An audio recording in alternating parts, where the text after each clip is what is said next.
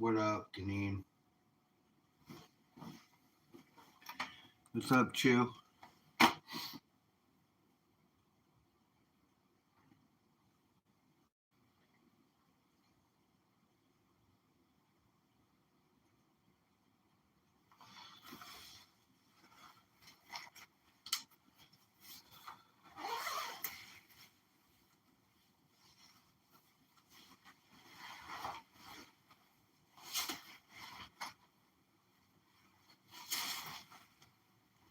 Chew, I appreciate you always being one of the first ones in my chat. It's like the second I pop up, you hop in there. I appreciate that about you. Just wanted you to know.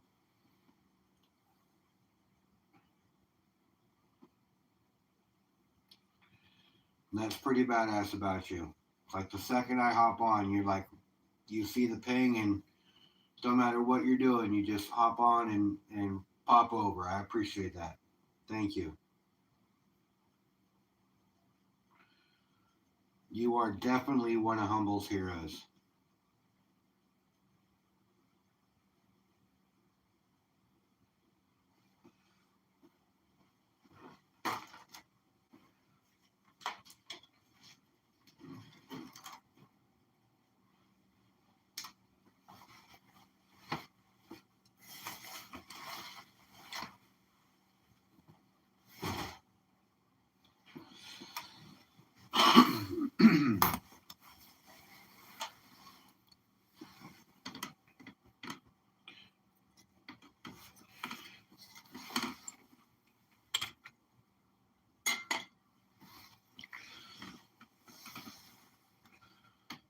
I do appreciate you, Chew, and your support all the time.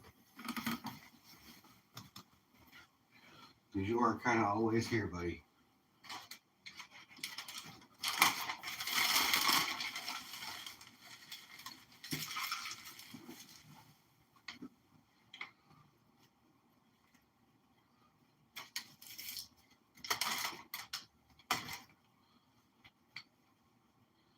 But what is going on? What are you doing on your Friday night? Chilling with Humble. Chew, did you pick up any medals lately?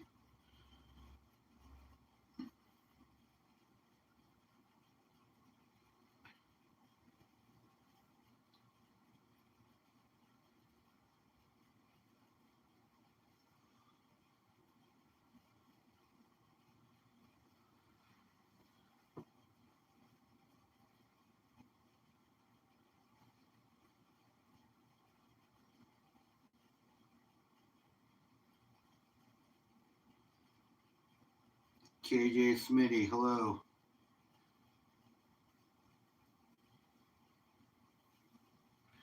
Welcome to the Humble Stackers channel, where we talk about precious metals and whatever else comes to mind.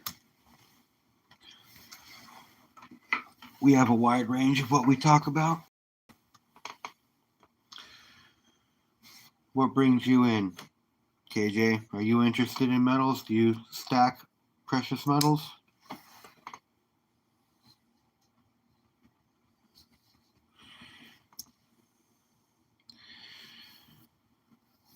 JTMX, welcome in.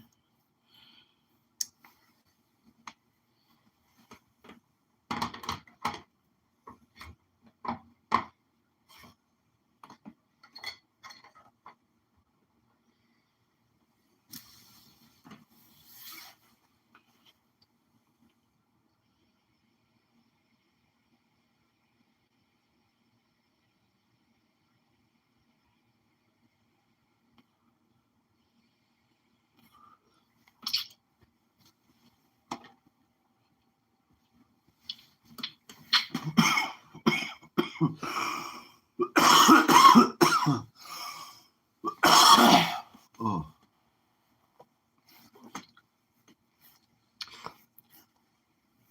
What's up, JTMX? How you doing?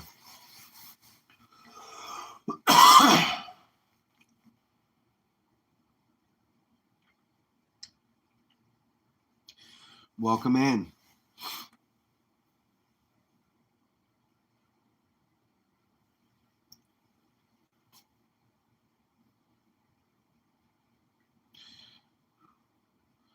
Love Iris, hello.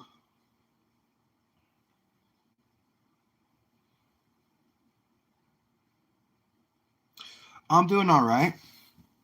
Doing all right. Had a long day at work.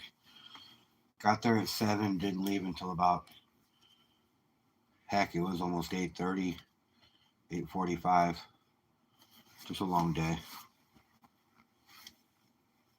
What looks good in my display? Why, thank you. I appreciate that. Or are you talking about Bob and his alien, or his gun? Because Bob, he holds it down.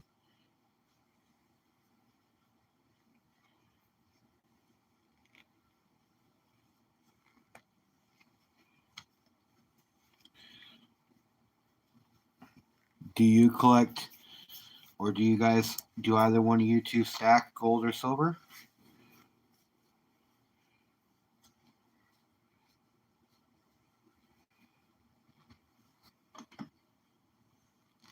You like the aliens? Nice.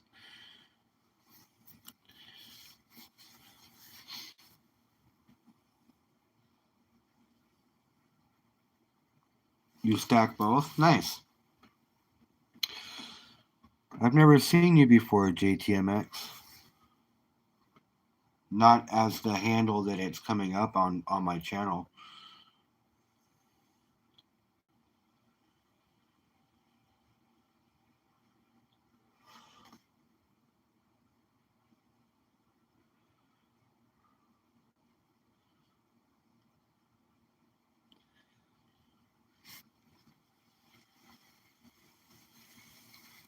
You're working on Mercs? That's cool. Mercs are more of a collector thing than a stacker thing. At the time, there's a lot less silver, but I mean, a dime's a dime. Mercs are a lot more sought out for some reason, or more recognized when it comes to dimes. Uh, Easier for a lay person who doesn't know the difference to confuse a silver dime for a clad one. I mean, I guess that would make the biggest deciding difference, kind of like a Kennedy. Happy, welcome in.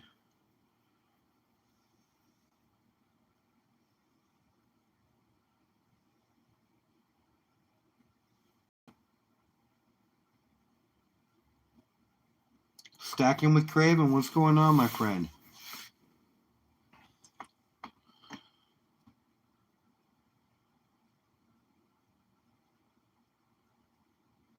Oh, that's cool, JTMX. So you're a stack collector. My daughter, when she does a chore, I give her a silver Roosevelt. And so she constantly is doing chores to earn a dime. She understands the value of it. Just pretty cool. Starting her off young. She'll be a stacker. She's gotten 2 ounces of silver, one in Constitutional from a friend of mine, and another one she got a kookaburra sent to her by a friend of mine.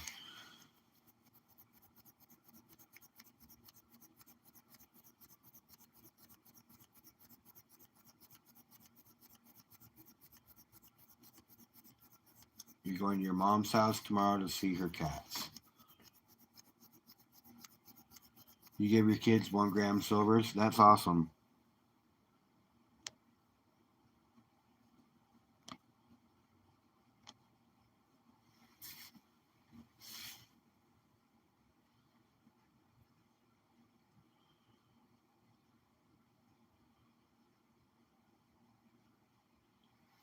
Craven, are you getting ready for work, buddy?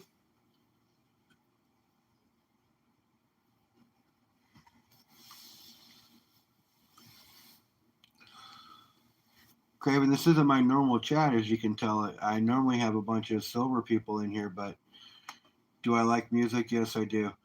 JTMX, though, he seems like he's a stacker. He said he gives his kids silver grams.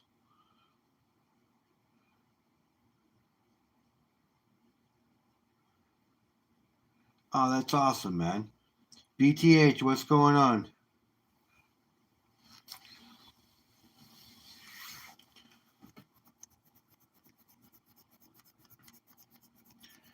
Yeah, man, that's awesome. You're up early, hanging out with the stacker. Did you get your coffee yet? Don't forget your coffee, bro.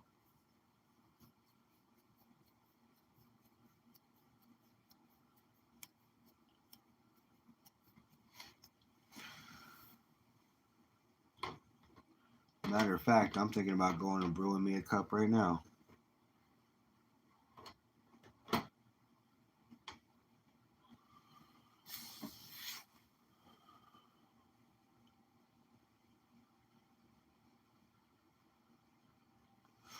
Nice, man. Nice.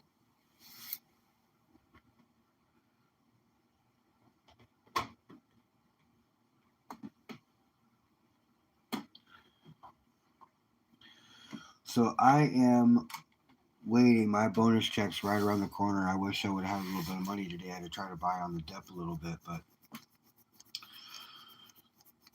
you know, ironically or historically, it's not ironically, historically, metals drop in December. So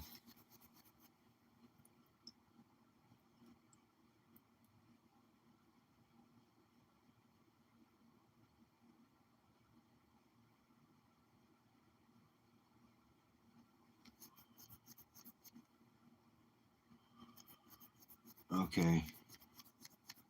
Um, Love Iris, how old are you?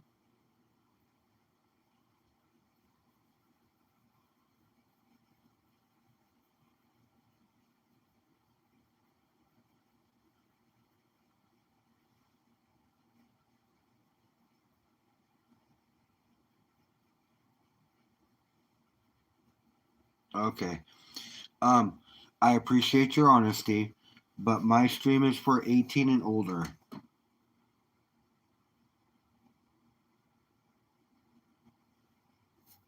Yeah, I'm vertical streaming. I'm always vertical streaming.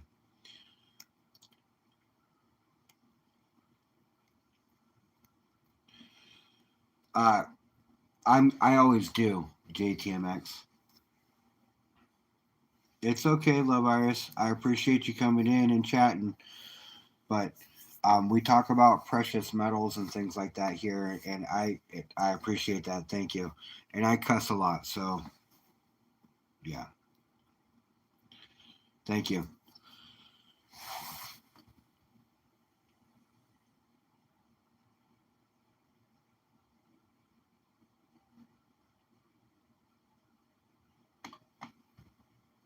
Bye.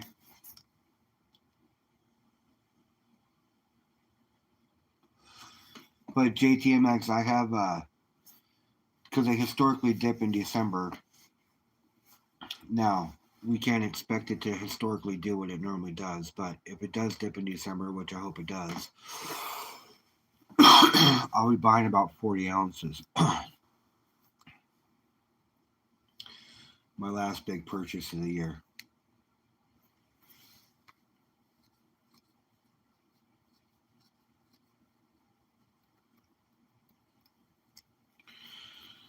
I also want to pick up a half ounce of platinum and a half ounce of gold.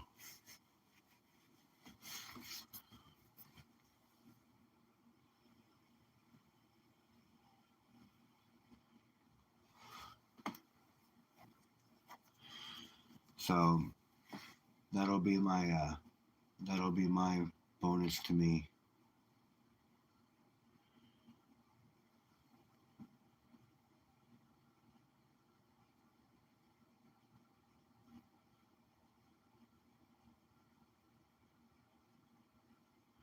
That's true. That's true. I was talking about that the other night, man.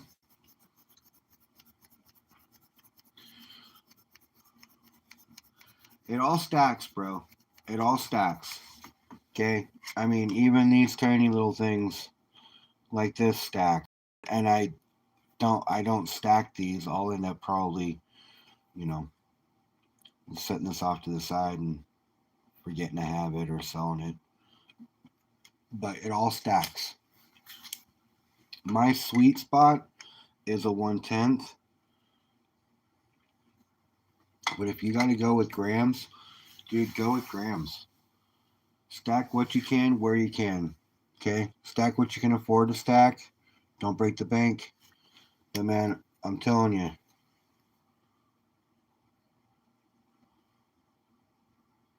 stack what you can where you can.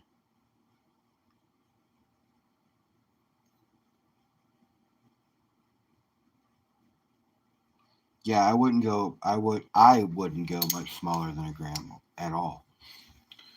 Now I have smaller than a gram, but that's like it's like the amount of gold in this is like a one gold back. You know, the only thing cool about this is that it has the same design on the face of the bar, and it's in an assay.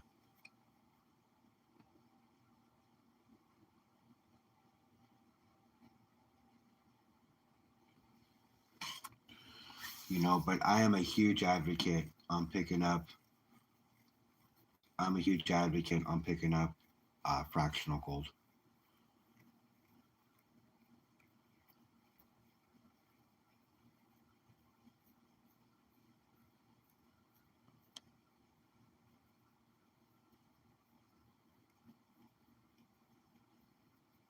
Nice, man. Congratulations. Congratulations. Yeah, see, I have some gold backs, but in my opinion, they're not really stacker material.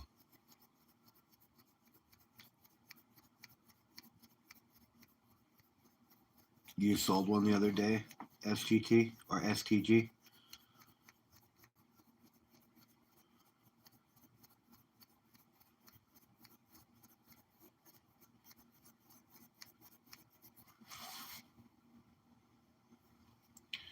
Yeah, if you'd only bought monster boxes at 24 an ounce. That's true.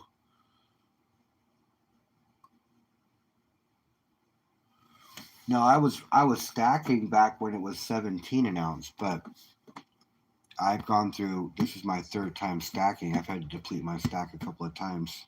You know, life took over and had to do what I had to do, but this is my third time around, so got a lot more this time. I'm more disciplined this time. I yeah. Yeah, it's just a much better run this time.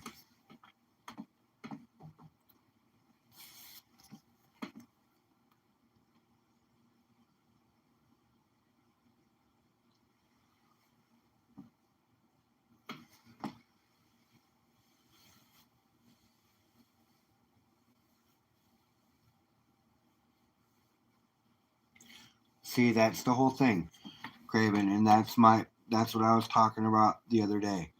Is my timeline is 15 years out. So the only thing that the price of metals does right now is affect how much I can buy.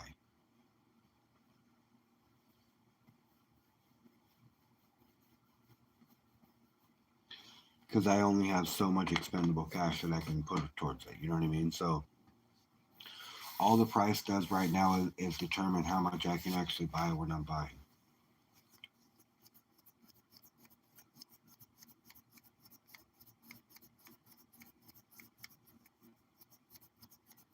And a true stacker does try to get as much metal for as least amount as possible. So that's what I would say, man. You're doing a good job.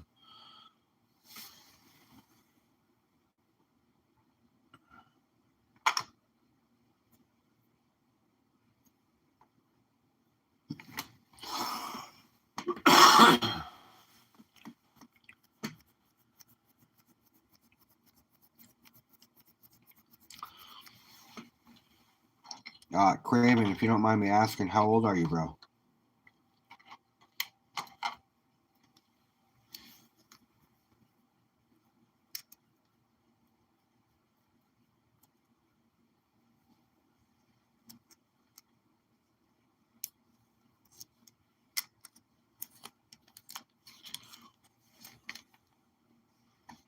29. Damn, you're still a pup. That's awesome that you're as far into stacking as you are at your age. I think that's cool, man. Good for you.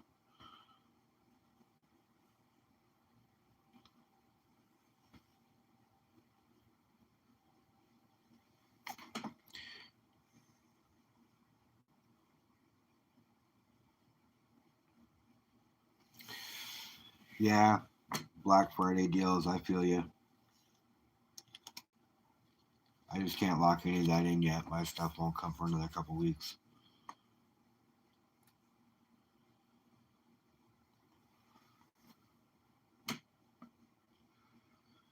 Actually, Bait the Hook might actually have some of those that he would sell you. I would message him or talk to him. BTH, are you here? AAA, what's going on? Kings in New York, what's going on, man?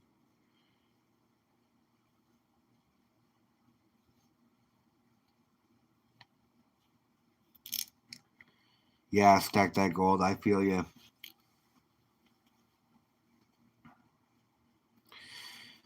Somebody's asking if they could buy some. If anybody has any Mercury dimes for sale. Do you have any Mercury dimes you want to sell?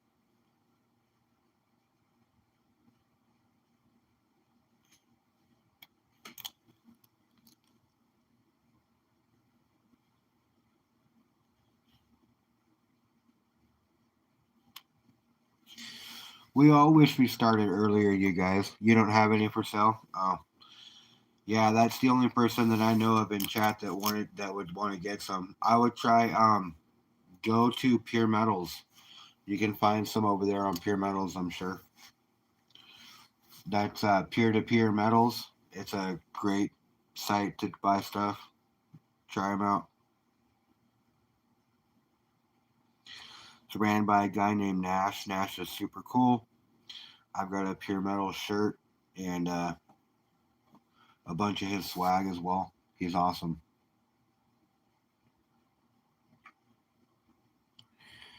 Bait the Hook only has barbers.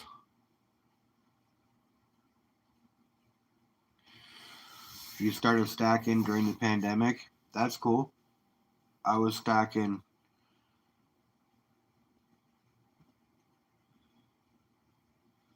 I was not stacking during the pandemic. I started this stack in 2023. And I wasn't too aggressive with it, but when I this last year I really stepped it up. What's going on, Richard? That was a nice time to get in.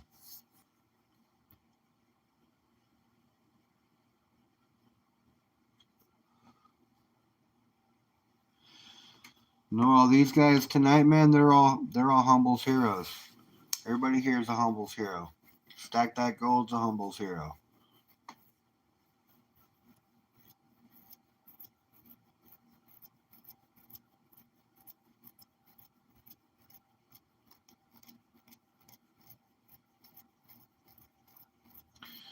Hi, Deneen. Yeah, well,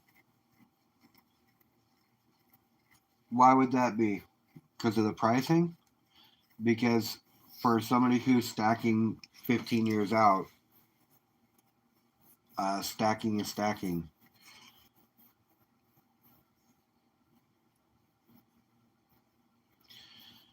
Yeah, well, I believe 50 is the new floor.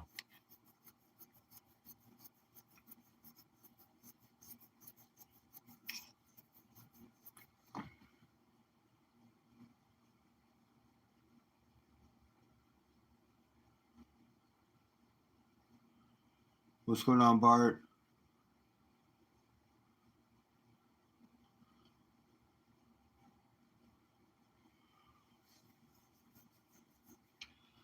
Well, I stack on a schedule.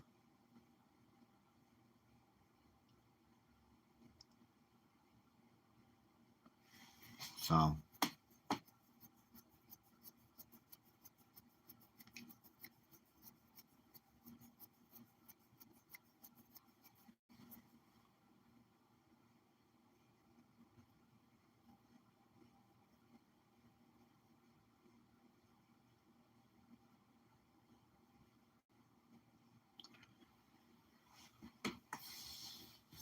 I stack, like I said, I stack on a schedule. So I buy silver every week.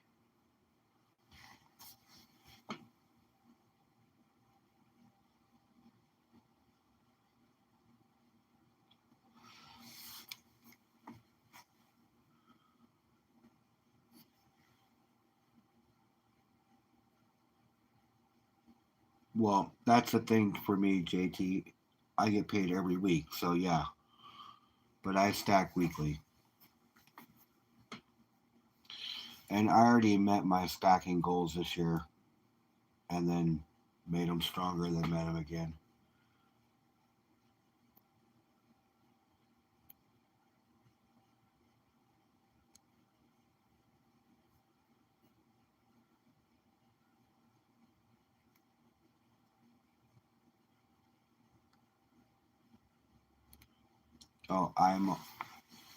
Oh, I buy the dips too, but I stack regularly, so I buy every week. I buy a certain amount.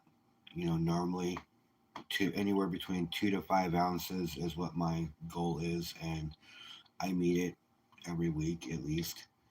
But I dollar cost average.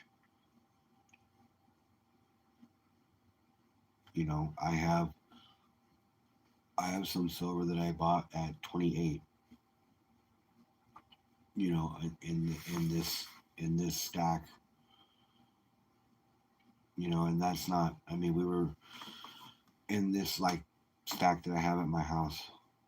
I've been stacking in this stack for about 2 years, but most of the gold and silver that I have that's on the deep stack is somewhere else.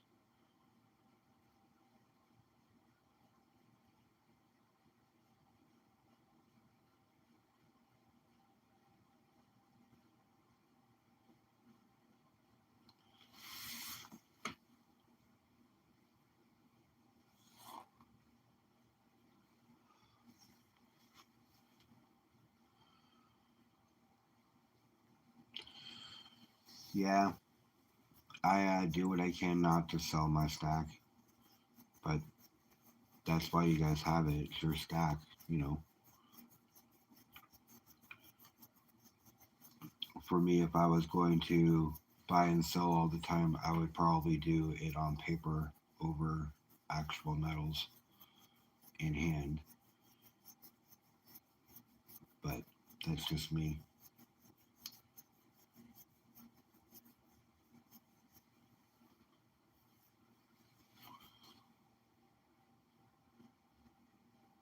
Yeah, I do more than an ounce, but and right now I'm gonna try to be focusing on. Honestly, I want to get more constitutional because you can buy it right now at $2 to $3 back a spot. So why not? Because at one point the refineries are going to kick back in. They're going to start refining stuff. So it's going to be a matter of they're going to continue refining 90%. It's just going to be a matter of when. And I have no problem holding that for a stack. It's still 90% silver. So I'm going to focus on probably the next couple of $100 worth of silver in constitutional. But I'm going to focus mainly on 50-cent pieces.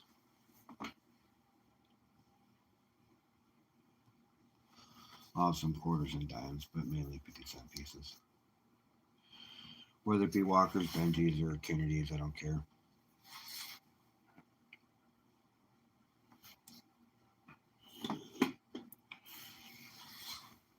And I'm going to keep stacking gold.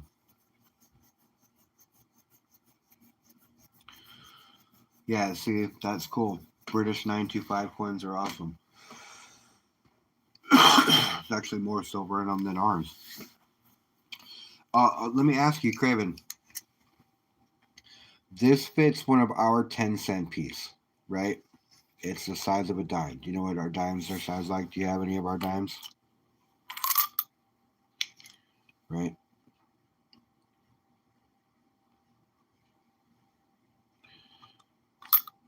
Would any of your silver constitutional fit in our size stuff? Like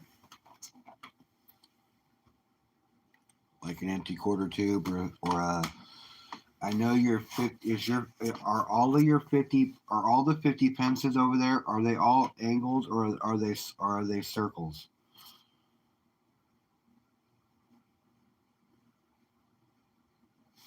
4 ASEs, 3 Mexican un pesos, 1 2.5 gilden, 1 ounce silver Texas Rangers sequential.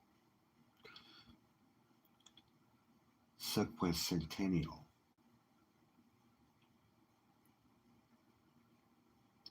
Night, BTH. Take it easy.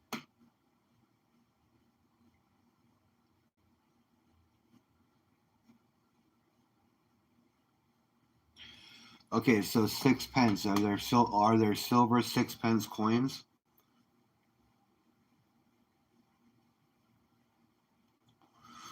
Oh, that's cool, JTMX. I sell on Whatnot. I know a couple people that sell over there. What's up, Avocado?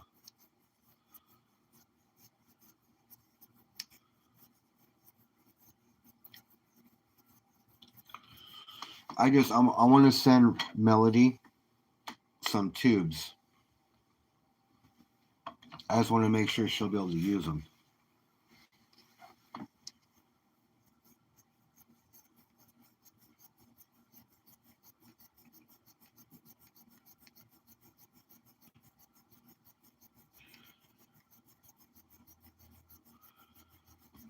Oh, did he?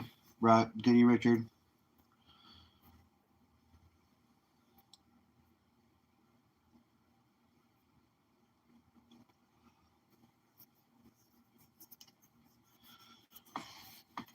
Yeah, so on payday, I'm picking up a book of stamps.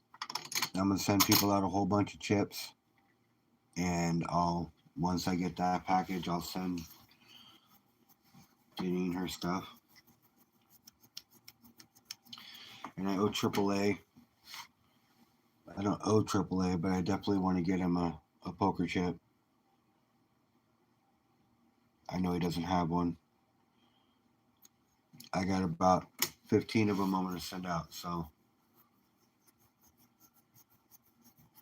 you are welcome, Janine.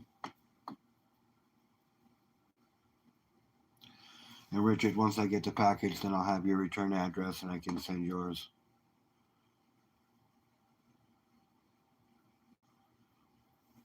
What's cool? The poker chip?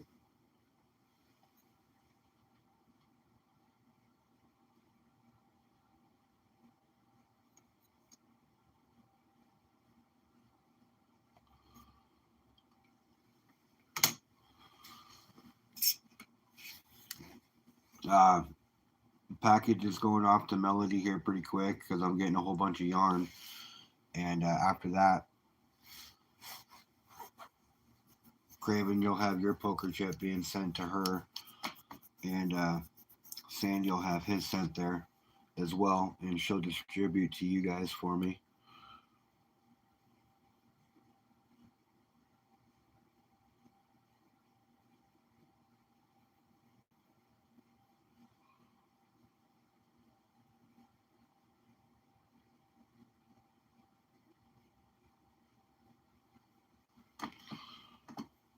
Might have a extra little something in there for you too, Bo.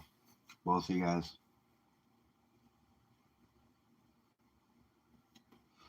For sure. You said they're like currency over there. That's awesome. You know. Plus, you need to have one of your own. So.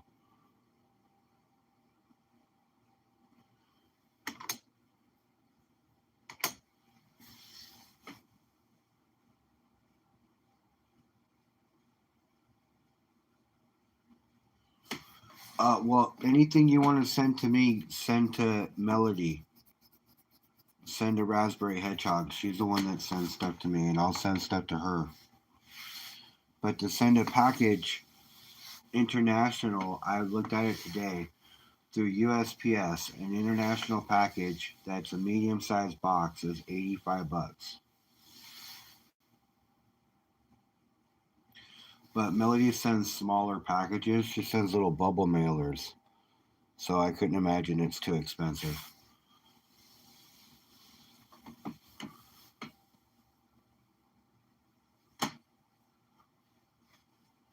Oh, for sure, man. I can guarantee you there are stackers that would love to have one of your chip over here.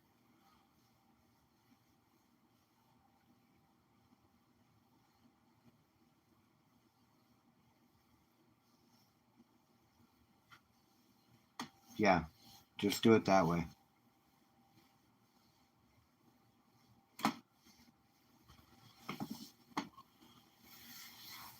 I've got a package of silver stuff that she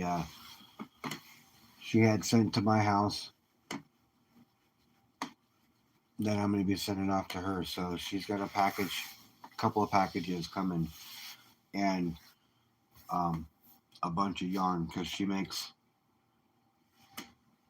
makes yarn. She makes hats for little caps for little babies and newborns for the hospital.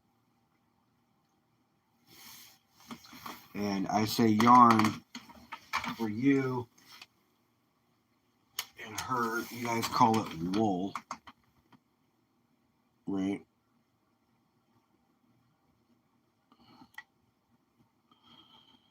So I got a bunch more skeins coming that I want to send off to her because she makes little hats for the newborns and donates them. And I thought that's pretty cool.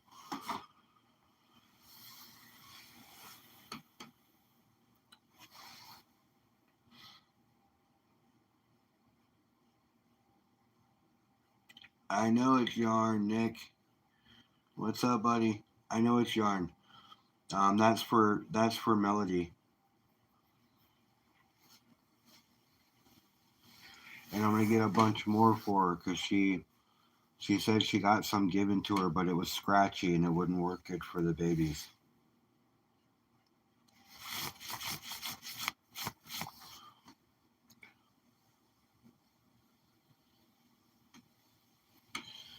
Good luck at the flea market. Stack that gold. Hopefully you find a gem, man, or two. Good luck.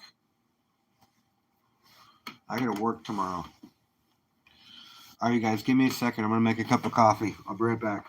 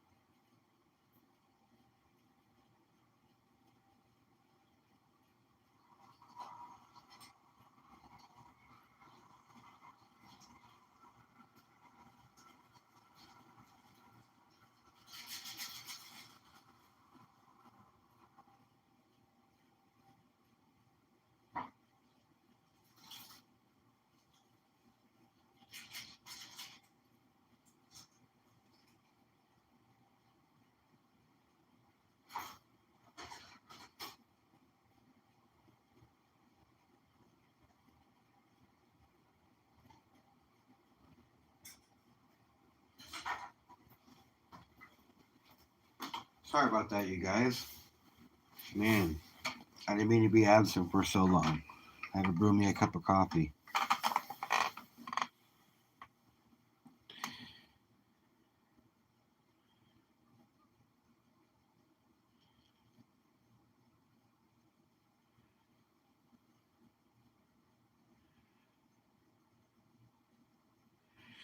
Dude, pre-33s are sick. Avocado.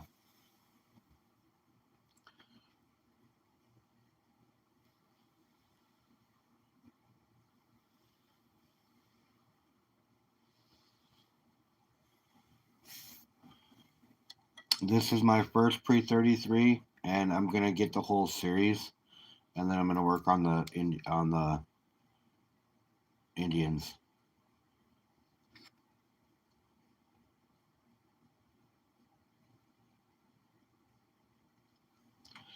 I'd like to get all 1885s, but there's a premium for pre-33s, right? So this is a quarter ounce of gold, right? And so is this.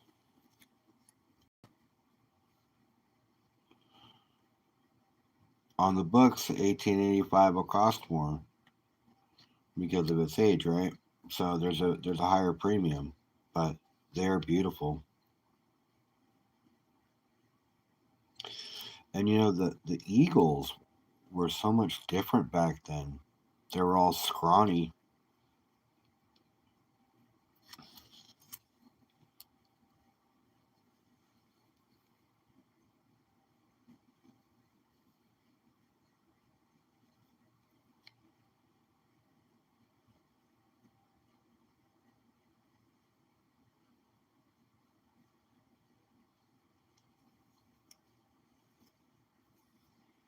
But they feel so good, you guys.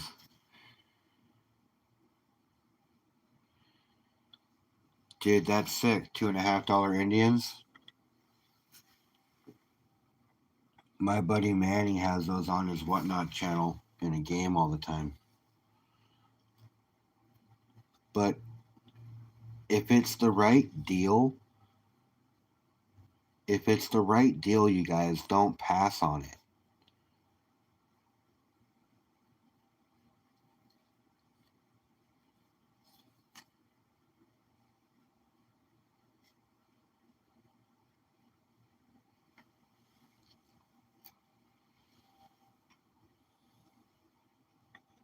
In my opinion.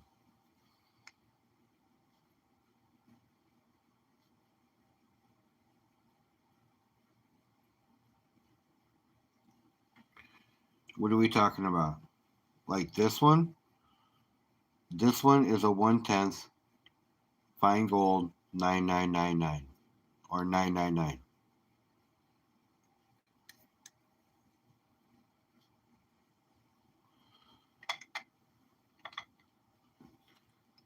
This one is 4/9.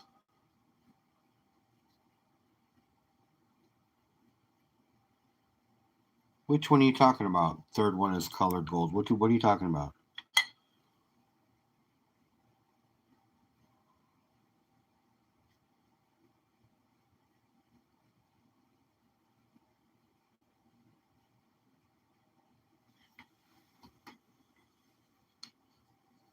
What are you talking about?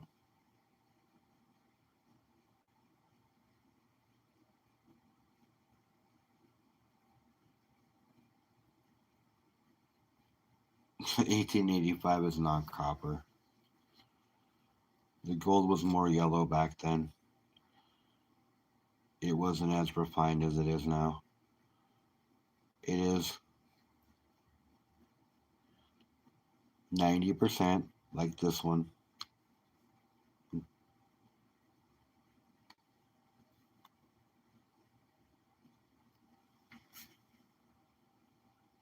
But it is not copper.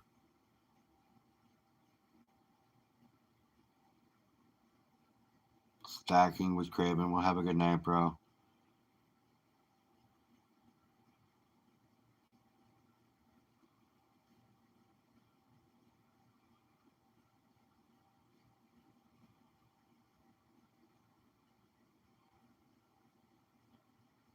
Craven, have a good night, man. I'll see you later. Thanks for popping by. I'll make sure I get a chip to Melody for you when I send her package. You'll have a small package in there.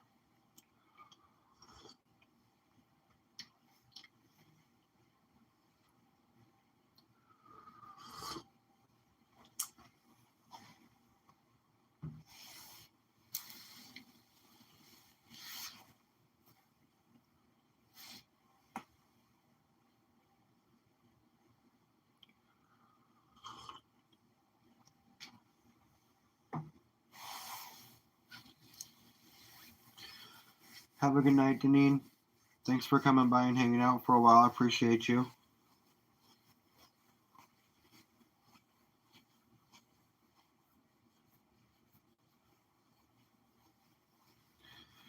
You're okay, King. Kings, you're fine, dude. No, I was like, no, it fucking better not be. I had to look at it again myself. No, man, I paid a premium for this. I bought this. This was my first one that I ever bought. I bought this a year ago.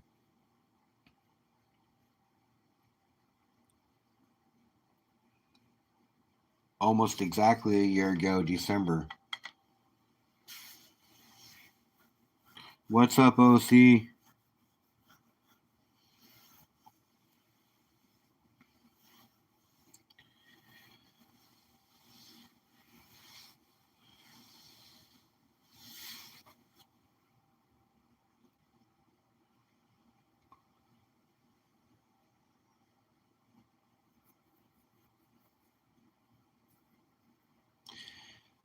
Bad news today.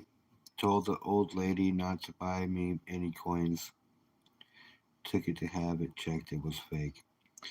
What coins, bro?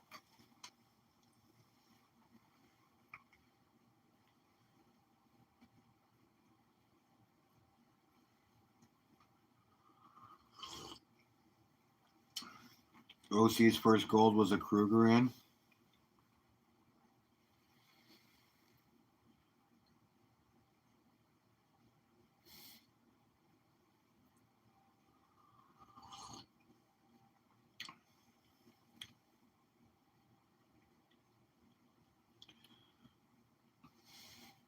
Fake stuff can be scary.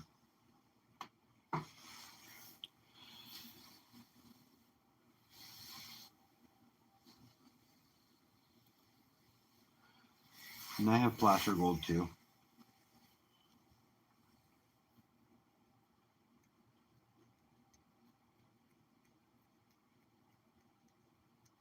Well, they're the OG.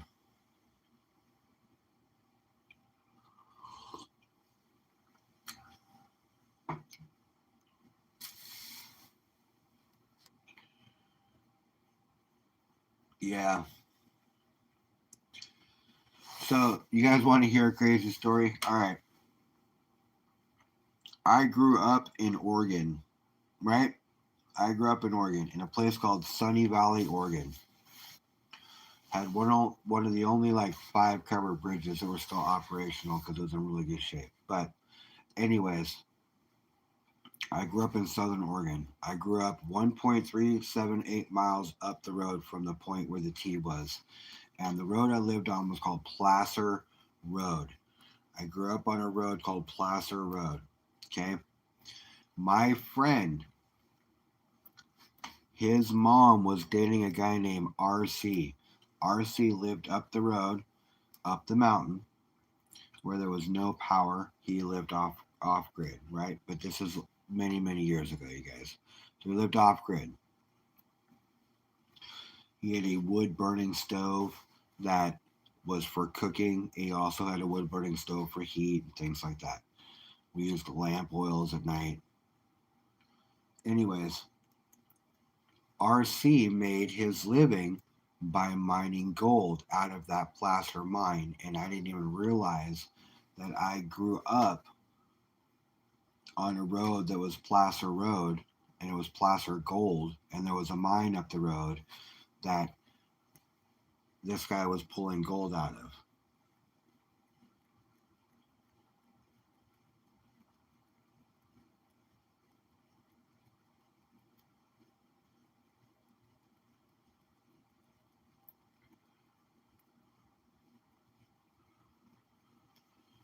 So if I would have, and actually I had been out back with my buddy walking around looking at the big conveyor belt with a bunch of rocks and dirt on it, not even thinking anything of it, but that was his gold operation. If I would have only known. So that's why I'm teaching my daughter at such a young age. I did, if I'd have known, I would have been looking for gold too. But I didn't even put any of that together. Dude, if you got to think about this too, this was 35 years ago.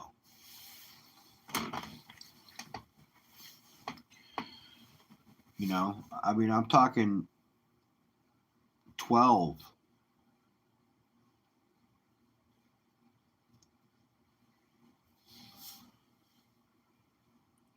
So I'm teaching my daughter. I'm teaching her young. She's 11 years old. She pans for gold with me and by herself now. She has a great pan that Raspberry Hedgehog gave her for her birthday.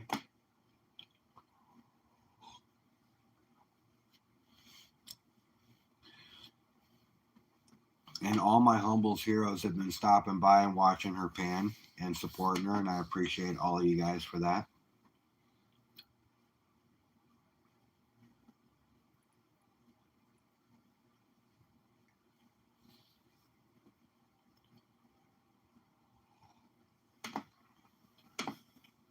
OC, couple weeks out, buddy. Couple weeks out, and we'll have to be negotiating some stuff.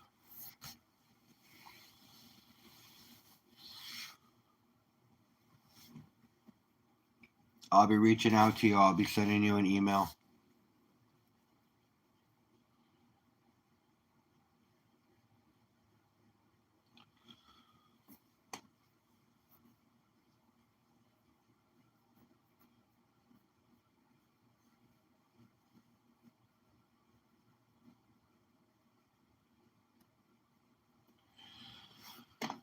You guys,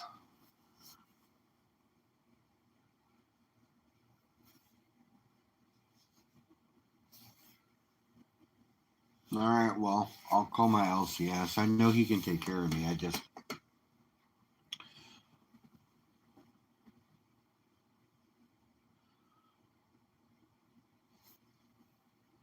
heard that you were the guy with the connections that I needed to talk to.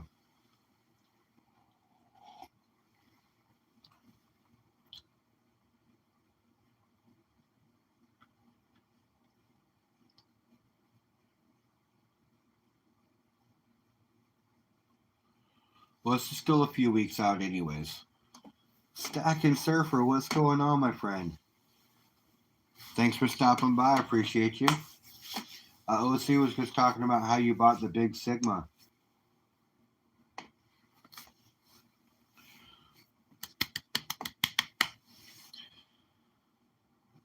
Word is out. What do you mean, word is out, brother?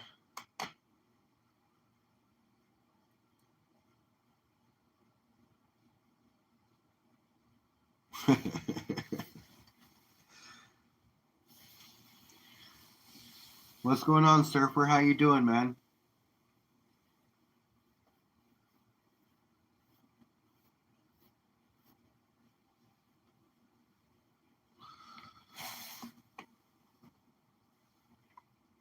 Okay, cool. Yes, word is out that you got deals, of course.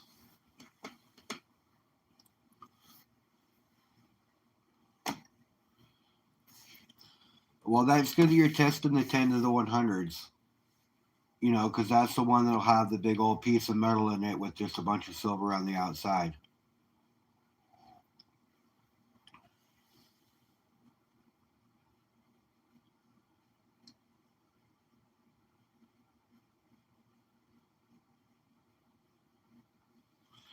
Finishing dishes and calling it a day, huh? That's cool.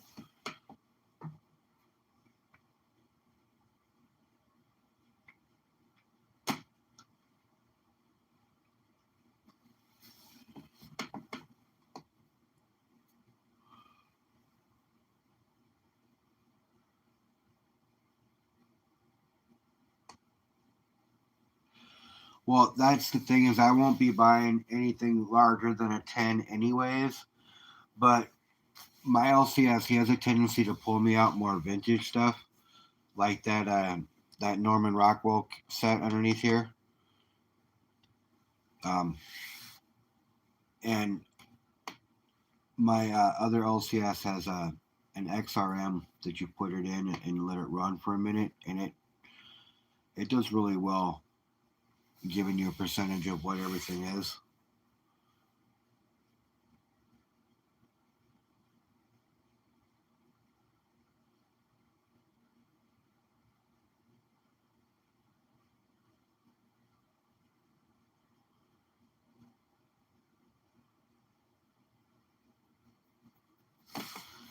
Yeah, yeah, King. So yeah, I grew up on a road called Placer Road, and there was a placer mine up the road, and I didn't realize it.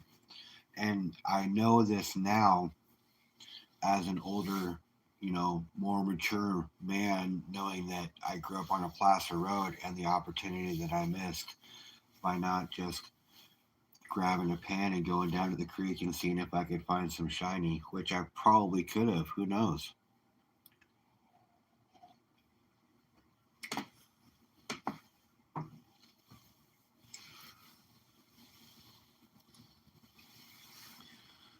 You buy the deals and then change them out later for what you want.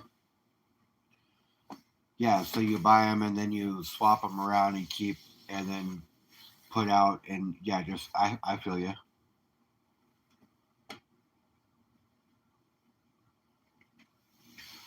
It's like ironically enough, a lot of my stack that I have here at the house has gone from rounds and bars to more specialty rounds and bars that didn't cost me anything to really trade for them, but it was a clear upgrade.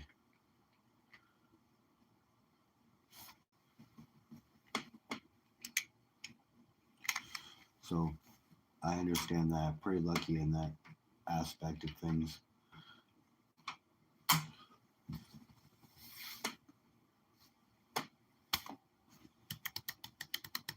But still adding to that stack every week. Bait the Hook was in here a little bit ago telling me to not be stacking this year and to wait until next year.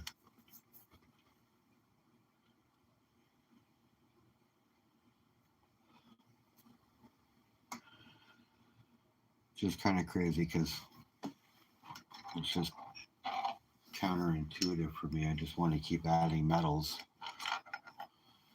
Plus, if I'm going to spend money, I might as well spend money the right way and put it into metals if I'm going to do that.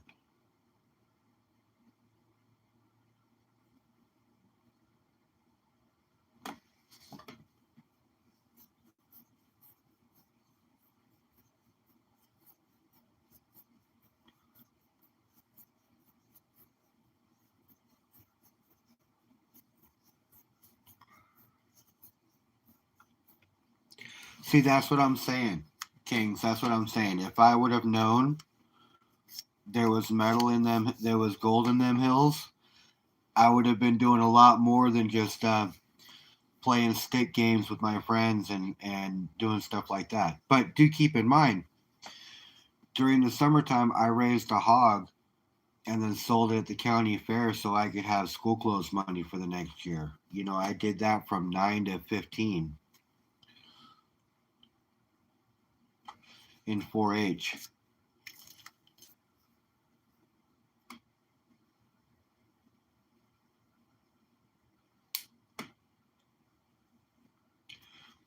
See, that's the cool thing about my LCS, Richard, is I can call him.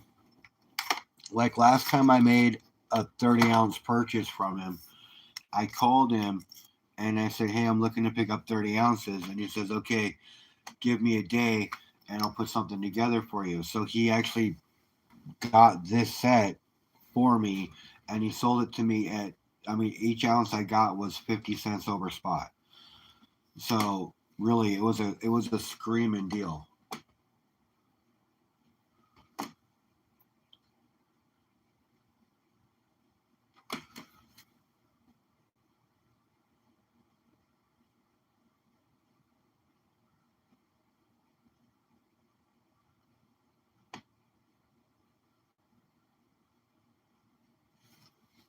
I do what I can to teach at a younger age. What's going on, Vegas?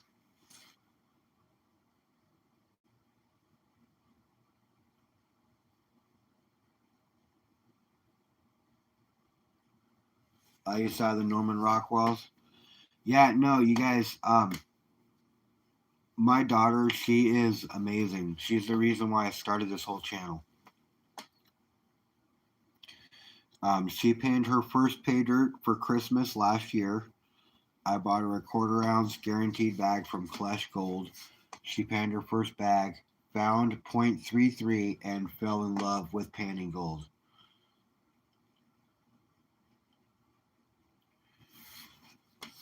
And it's been, I was panning gold too, and she said, "Yeah, thanks, buddy."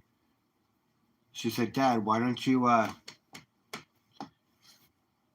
She said, "Why don't you do this online? Because I'm sure people would love to watch you pan for gold online like they do Clash." And I'm like, "Really?" And she's like, "Yeah." And I'm like, "Well, maybe I'll start something." And I was a stacker naturally already, and that's just a little more suiting for me. But I love panning for gold. I really do. And I've actually gotten some gold panners stacking, and I'm sending my Silver Journey out his gold panning kit. I bought him a gold panning kit that I'm gonna send to him. He's gonna watch a video and season the pan and pan some gold. There's some gold and a pay dirt sitting over there in a bag for him. So the fact that I'm getting some stackers wanting to pan and some panners wanting to stack, both communities are so close to each other. They care so much about each other. I mean, it's all precious metals at this point. They get charged. You know what? Let me tell you something about placer gold. They get charged almost the same amount as you would for .999, and it's placer gold. How crazy is that? Sorry for the earthquake. How crazy is that? And they're buying it because they can sell it.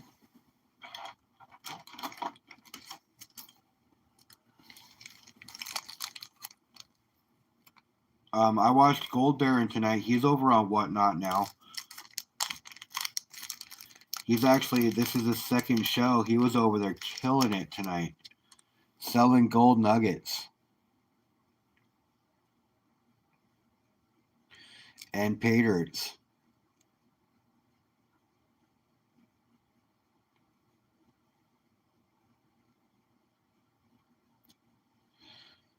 But this is most placer gold is anywhere between 14 to 18% or 18 karat. 14 to 18 karat, right? And they're paying .999 fees for them, prices to buy it.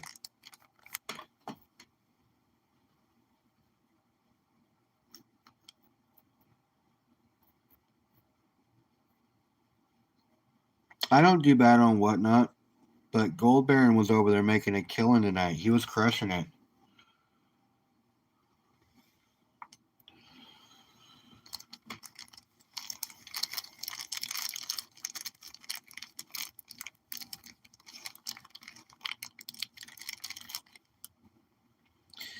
It depends on how you do it, Surfer. Like, I don't do bad over there, but you do take an L occasionally. But at the end of the day, I've my balance sheet is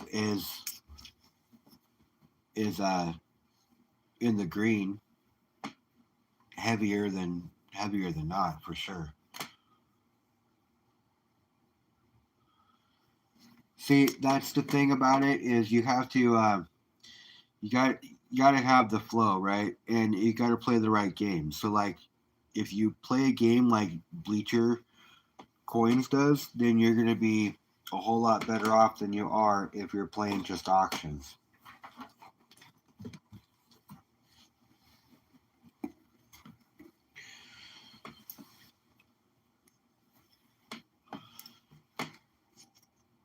I haven't done bad.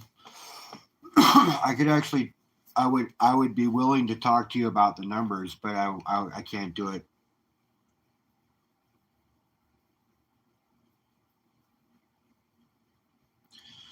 I would be willing to talk to you about the numbers that I have, but I can't do it on YouTube. So if you want to talk privately, you got my email. I'll send you my number.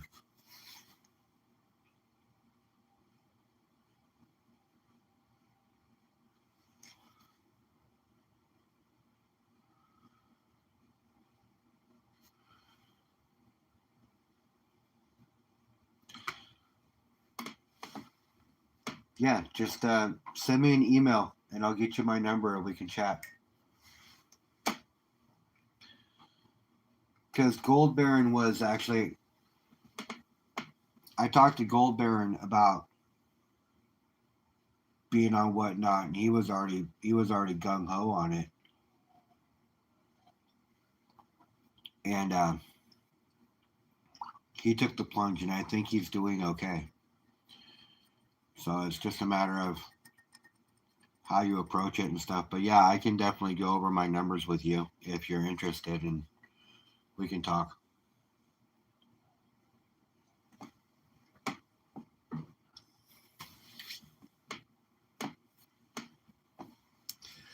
It's actually whatnot has been kind of a blessing in disguise for me ultimately because it's made it so. Because I don't know, so this I can actually openly tell you because it's not, it's all public record. So I get, I pay a lot of money a month for child support. Okay, I live by myself on a single wage, pay all my bills, do all my stuff, pay all my child support, and still stack, which in based on my circumstances is pretty hard to do because I don't have a whole lot of expendable money that I would be able to throw towards stacking. So I sacrifice a lot of stuff for myself just to make sure that I can add the metals for myself for later down the road. Thanks for opening up Platinum Sunday night. Put in perspective.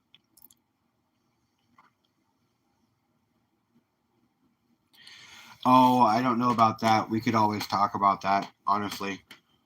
And hate, like, I'm still, so in December, I'm still gonna buy. I want to buy platinum. I want to get two quarter ounce rounds,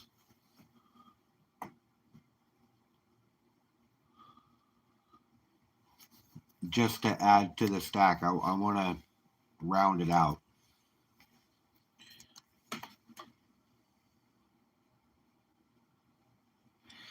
No, it's not disposable. Like I said, I sacrifice a lot of stuff for myself to make sure I can stack. But any money that I would put into savings, because that's why I stack, because I'm a horrible saver. 100% horrible saver. That's me. Humble stacker, horrible saver. So I put money into this. Okay. What does that do? I save. I got my retirement working for me, my 401k, stuff like that. But this was savings that didn't go into savings, went into metals, and I still have it.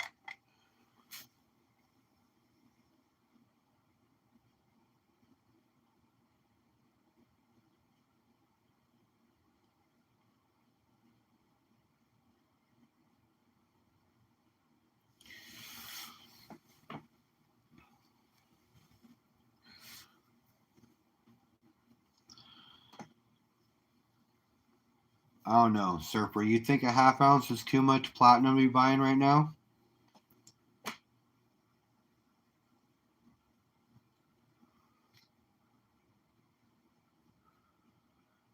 Yeah, my metals are my retirement, but this my savings as well, and I'm just pushing it towards my retirement. I mean, I have money in savings, but this is like money that I would not that would be in my savings that I would have found a way to spend it.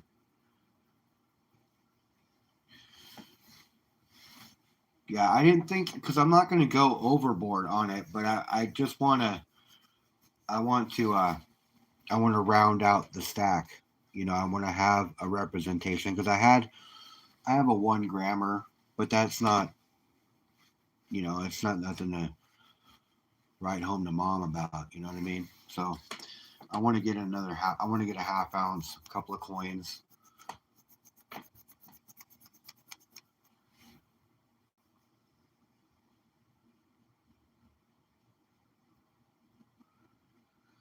You traded in a lot of silver for this year for gold. Only way you were able to stack as much. Well, I mean, at the end of the day, isn't that the reason why we're stacking is to get from the silver to the gold? We're just stacking the silver, waiting for the GSR to drop good enough to where you can transfer it over to gold. I mean, ultimately, that's what we're looking for, right?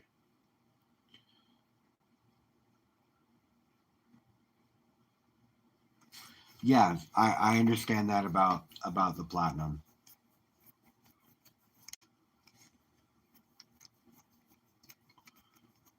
I'm not looking for anything graded or anything else like that. I just want to get a couple of rounds. I mean, they very well could just be, you know, they don't have to be sovereign rounds. They could be just whatever.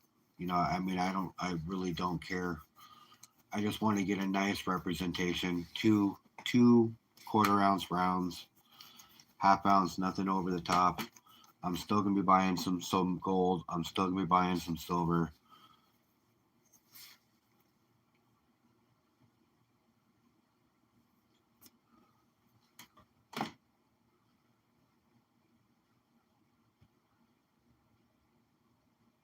Was platypus? That's cool. I don't care if it's a platypus or you know, a Lady Liberty or whatever. Doesn't matter to me. I just want to, you know, I just want to get some platinum in the stack.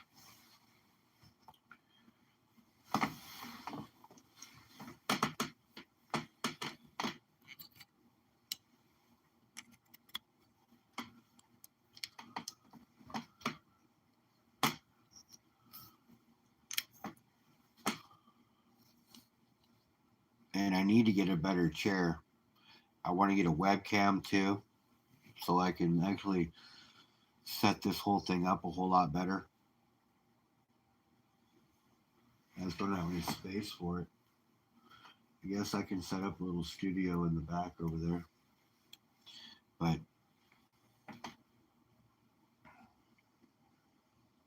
I love vintage silver. Stack that gold. You got a 1 ounce Engelhart.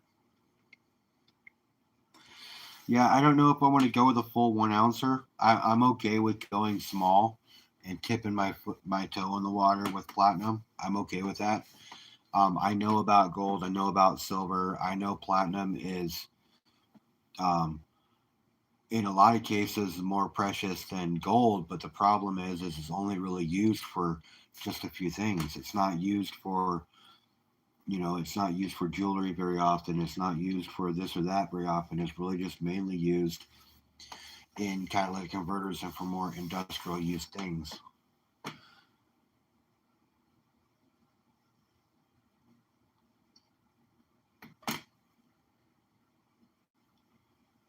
It's like a rabbit hole. I keep buying more when I don't want to.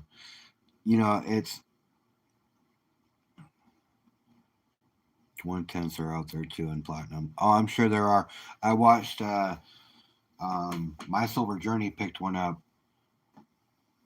in a 1/10. It is. It is because of the catalytic converter. But the more, if you think about it, and now understand that the more EV cars come out, the less catalytic converters are needed, right? So the less platinum is going to be used in that sense. So what other industrial use would it be good for?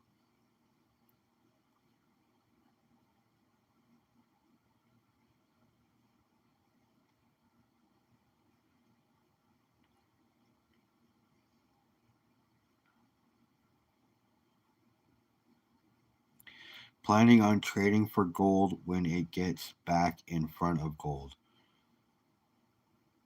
It's called an addiction. Yes, but it's a healthy addiction, OC. It is a healthy addiction.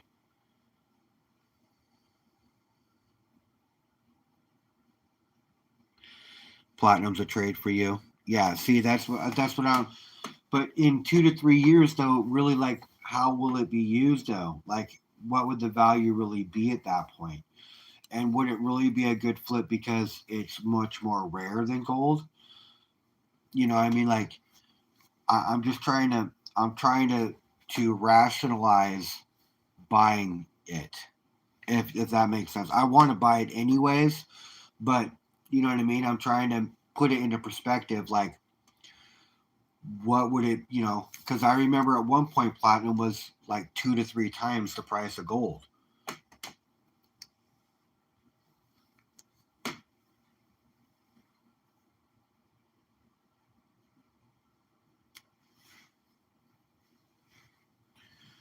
So like in 2 to 3 years though, like how were you predicting it being a good flip in 2 to 3 years from now if the whole industry in most cases when it comes to auto is flipping to EVs?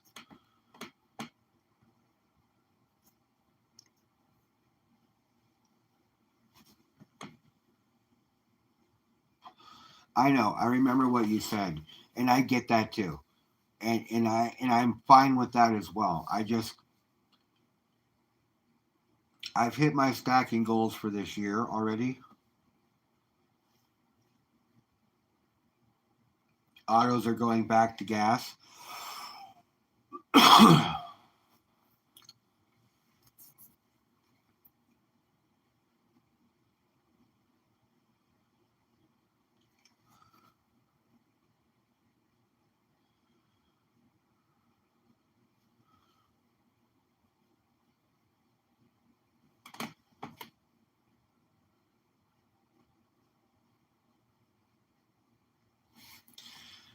Yeah, no, I understand that because I live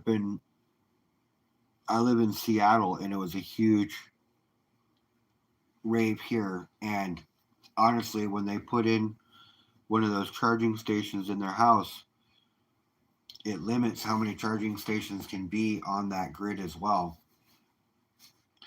And people are just dumping it in. And I've been talking about it for years at this point.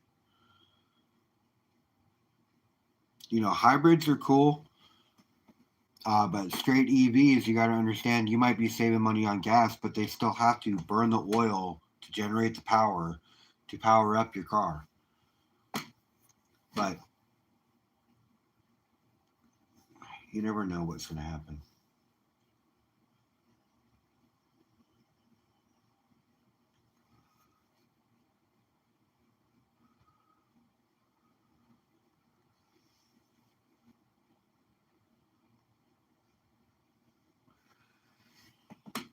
Uh, I would say that my stacking addiction, and I don't really like to call it an addiction. I would actually say that my,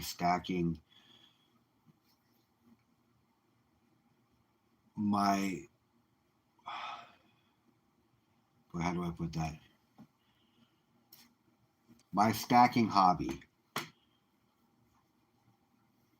my stacking hobby can be addicting, just like any other hobby can be addicting. Yes, the lobbyists in Washington will decide.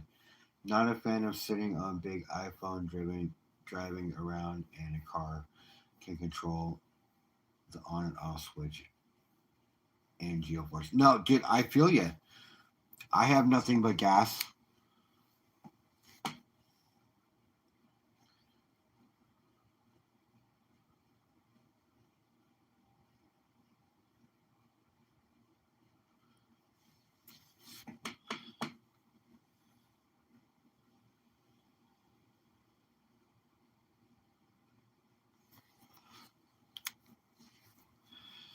No, I believe that if you really want to, because gasoline gives you way more torque and power. Ultimately, I don't really need speed. I need torque and power in a lot of cases. People don't realize that you need more torque to get moving. So gasoline provides those things, and on a hybrid, you have the longevity of the electricity itself as it's being generated.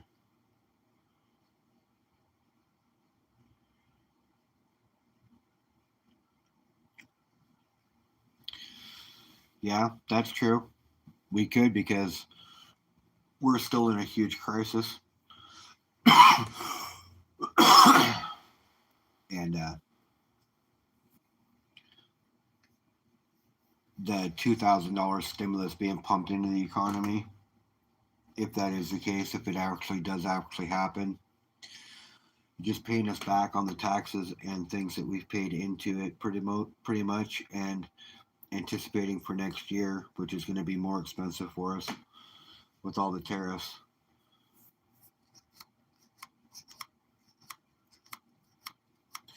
Oh, I stack because this is how I save my money.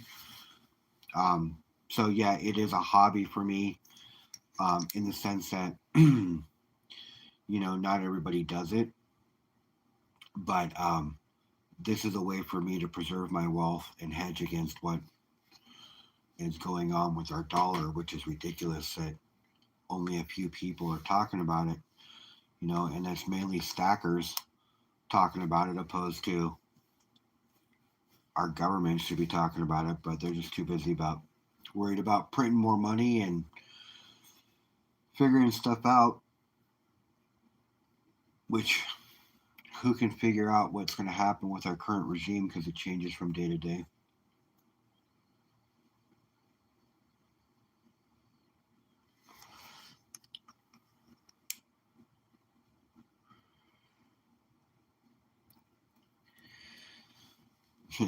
If you didn't stack, your wife would spend it. Hey, did iPad? Yeah, I understand. I have an ex-wife, and I can tell you that she brings up my YouTube channel regularly.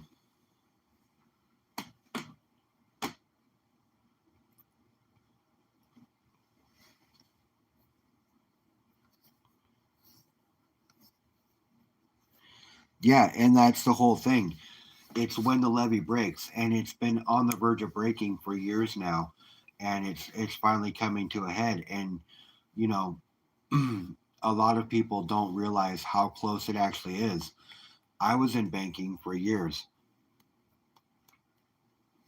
As a matter of fact, I mean, I don't do any financial advice, but I was licensed in a bank for securities and things like that to help you invest your funds. But I'm not in that world anymore, but I still pay attention to it.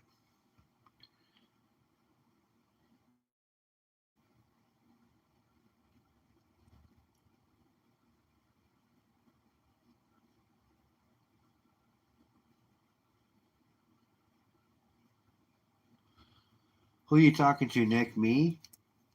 On whether or not we'll get the stimulus?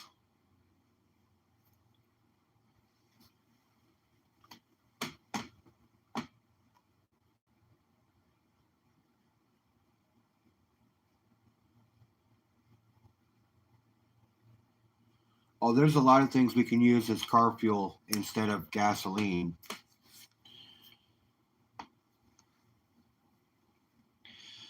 Um, the LBMA and COMEX are so close to collapsing. Shanghai is about to strike and be what set spot price. JP Morgan and Chase, Wells, Bank of America, and Citi are short a billion ounces of silver. They will break. They'll break or just pay it out, because they'll more likely just pay it out in fiat, because that's what they do when they have huge shorts, right?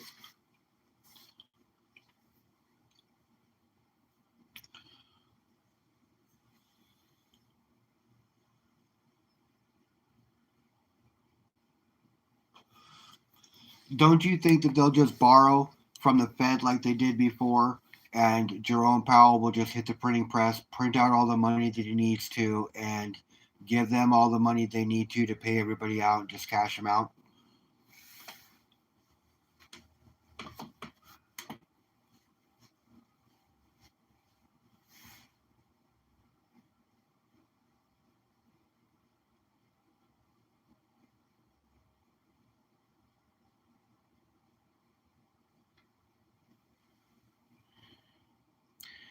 In my honest opinion, if any Democrat is to cash their check, will be an absolute hypocrite. People want those Comex bars still signed and delivered. STG, that makes their fuel on 10% ethanol and cost 4 cents a gallon. Nick, back to your question. Do I think they will try, but that will cause the collapse of the COMEX and LBMA? It will spike prices and move the trade to China. Cars can run on many fuels. Yes, they can, Kings. I know they can. I know cars that burn on vegetable oil, used vegetable oil. It's like a diesel engine is how you run it, and it's based off of compression and heat. Nick, do I think that we're going to get one? If we get, so I think it's another carrot being dangled to take your eye off what's actually going on deep within the regime. So I think it's just a way to distract and avoid. I don't know if we're actually going to get a $2,000 stimulus, but what I can tell you is that if we do get a $2,000 stimulus, keep in mind that it's just paying us back on prices that we've been hiked up on already in certain areas, whether it be gas. My electric bill has tripled, almost quadrupled, so, and I don't consume more power than I normally do. I have the same things running all the time. I'm very much a creature of habit in that sense. So, I'm not confident that I'll be getting a stimulus check. But what I can tell you is I wouldn't bank on it. But if you get one, do what you will with it.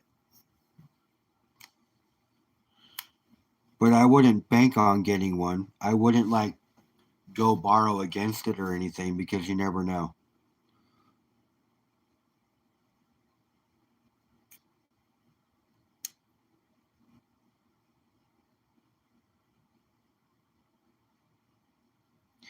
We're subsidizing all the AI power consumption with high power prices. Well, you're telling me, man, because my power price has gone up quite a bit.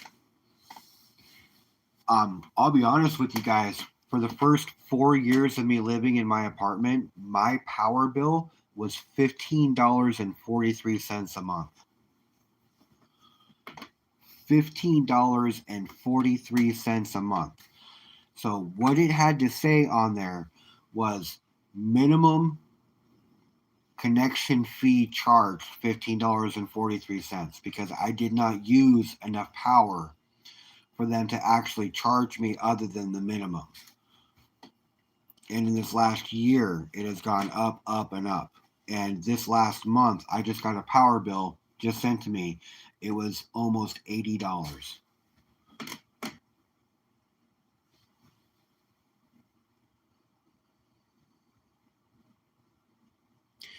Honestly, steam is where the power was. It was dangerous, but had power per stroke.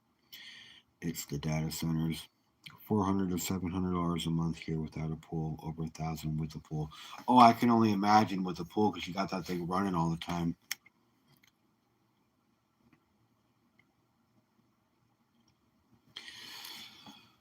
Yeah, it's just it's hard. One of the benefits to living here was that the power was so cheap. Almost makes me want to just start moving everything off grid. I mean, I've got a place that I can set up solar panels and do all that other stuff. I can do all the stuff that I need for my power consumption.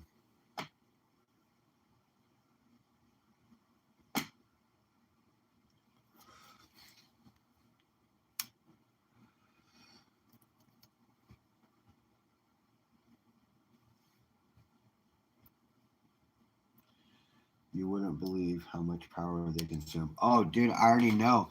It's not. It's.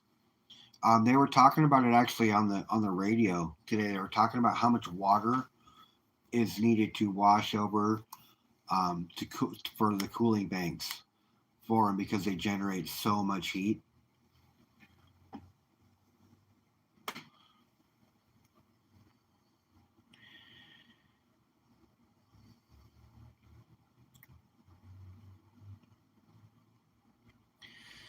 Well, every summer my power bill normally stays the same, except for this last year. He saved a lot once I lost my hot water tank. I'm never reinstalling one. They need to put all the crypto miners in North Atlantic Sea. Yeah,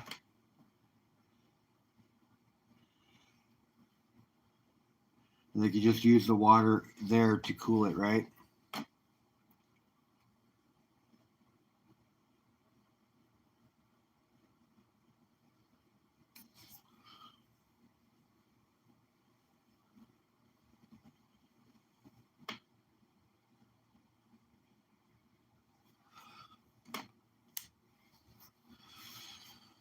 Yeah.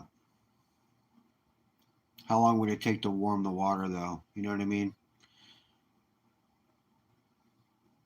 It would just make the polarized caps because it's all like there's a big, huge circuit, right? I mean, the water flows all over the place through like a big, like underwater river. You'd almost think because of the currents.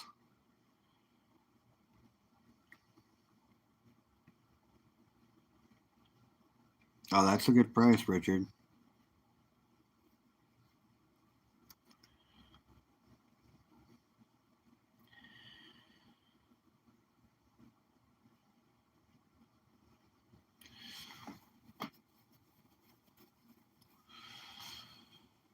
Yeah, this levee will break soon. Just depends on how prepared everybody is and how ready they are for it.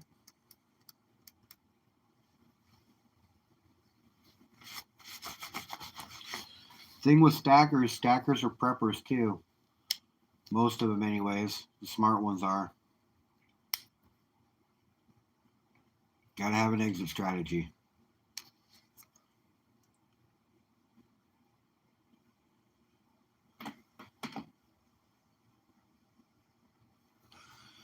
Server, thanks for popping by, bro. Love it when you pop by. Have a good night. Hey, message me your phone number. We can talk.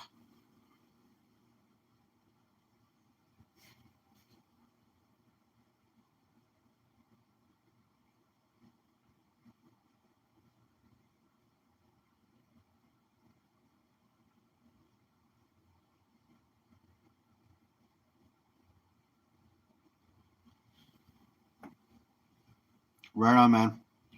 I'll talk to you later. Have a good night.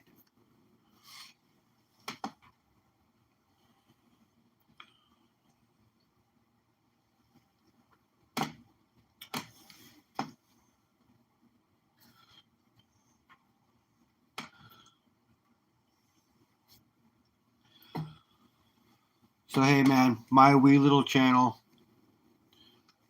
OC. I know you talk to Surfer all the time, but I just want to let you know, man, I just think it's badass that he stopped by and said hi and hung out for a while. You know, I think it's totally dope that he's that type of guy to hang out with me and all of my peeps in my channel, me and my 588 subscribers, you know. That's pretty cool. You keep good company, bro. Surfer, I appreciate you, man. You rock. I really do.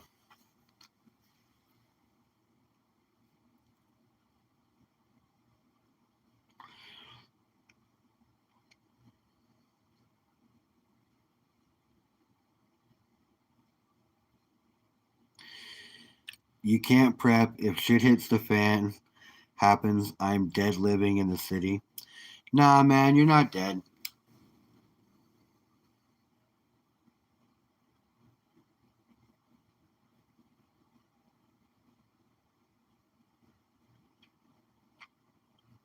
No, see, like I said, you keep good company, man. I just think it's awesome that like I said, Surfer is gonna pop by my channel. I mean, who am I really? Like, how influential am I?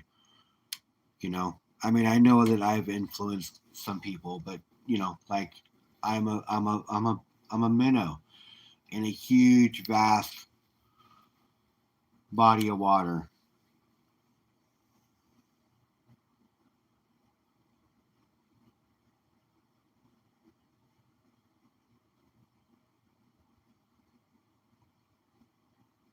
Like I said, you keep good company, bro.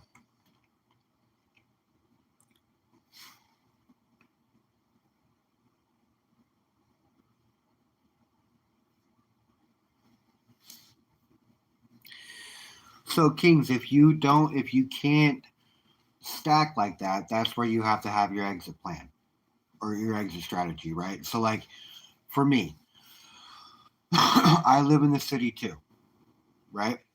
But I know where I'm gonna go. I know where my resources are for if that situation happens, right? Um, I have a place picked, a piece of land. It's on a river. Okay, so I know where I'm going. I have solar panels ready to go. I have generators and gas built up. So I mean, I have things in position ready to go for in case something like that does happen. I have seeds to grow. I know how to grow food, and that's always a plus. You got to know how to do that, people, that stuff.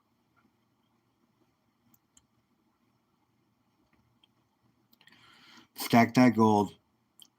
You can do it. Trust me. You got to make the plan. Make the plan. Go over scenarios and make the plan. If you're interested. If not, be that guy who's running around with a baseball bat taking people out and um because they're after you.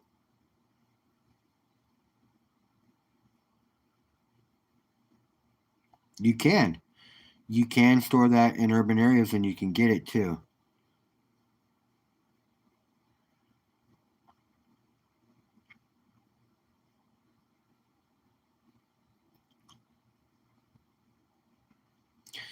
And really, if shit hits the fan, silver is not what people are going to be after. Gold is what people are going to be after.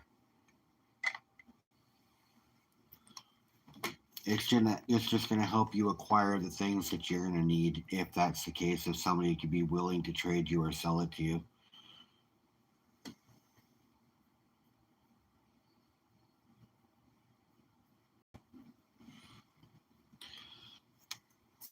See, that's where things will have to change.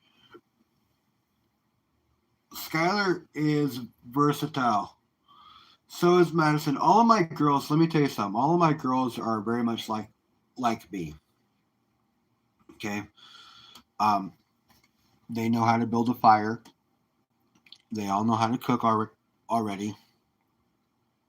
We work on those things on a regular basis. I teach them life skills that I believe they need to learn before they're sent off to the world and told that they should know how to do these things because um, school don't teach it.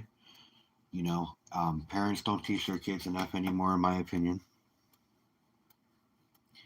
So if Skylar needs to find another way to figure stuff out, then we'll figure stuff out that way. Buy the land with the metals is the plan. Time is the question. No, I feel you. I feel you. But for me, I have my retirement working for me, so my metals are just above and beyond what I would need for comfort, honestly.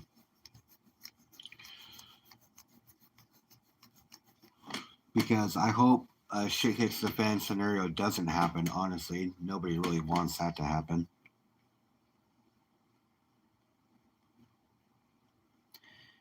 Yeah, see, that's the thing. My kids can do what they need to do as well. So we've been camping before. They've had to sit behind a stump. I mean, they know how to do what they need to do. That's the point I was getting at.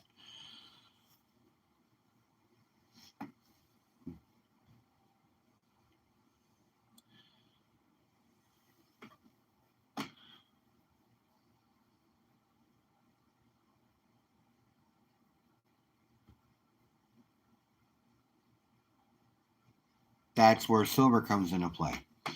See, ultimately, at the end of the day, if something like that happens, gold is for bigger purchases, like your car breaks down, you need to buy a new car, things like that. Or, you need to buy a gun because you got so and so, or you need munitions. But that's where silver is going to come into play for the smaller stuff, right? Smaller stuff is going to be silver. Like, boom, dude, here, take this nice shiny silver coin, and I will trade you for the box of ammunition I need, or the seeds that I need, or whatever the case.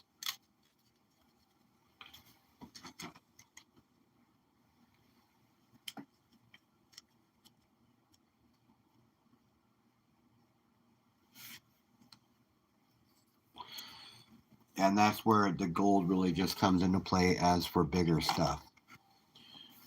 If I need to move my whole family across state, then I give somebody a quarter ounce to buy my car and all the gas I need, and I hit the road, and they're happy with their purchase, or they're happy. Nobody wants to see an economic collapse when it comes to their dollar.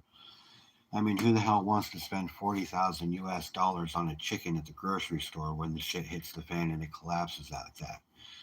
Nobody wants to see a Great Depression situation where, if a Great Depression situation does happen, us silver stackers and gold stackers will be set, because we'll be the ones that'll still be able to afford to buy what we need to buy, because we could trade our metals to do so.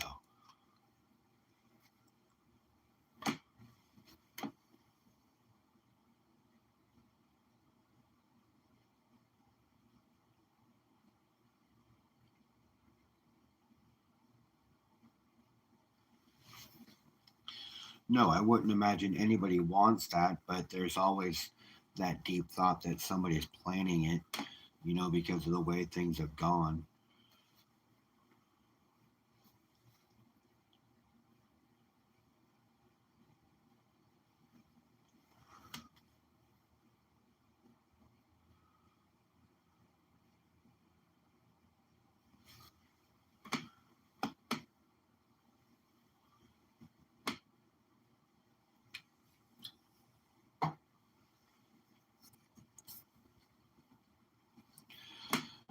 Always a worry, though, man. Never want that stuff to happen.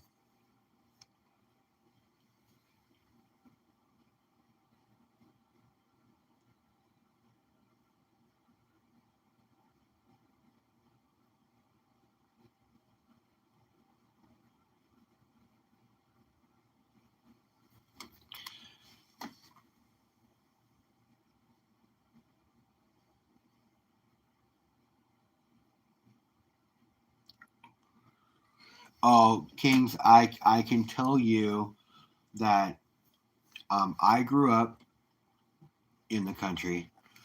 I know how to raise animals. I know how to hunt. I know how to start a fire. I can stay warm. Many different things that I can do. I know how to grow stuff. So fortunately for me, I would be one of the few that could survive as well. The thing about that is if people see you thriving and surviving, then they know that you've got something that they don't, and people are always willing to take something in desperation, and that's where you have to worry. Nick, I'm still looking for. I'm still looking for. We've got the helicopter out, and once we're able to identify her, we'll be able to get her pulled in.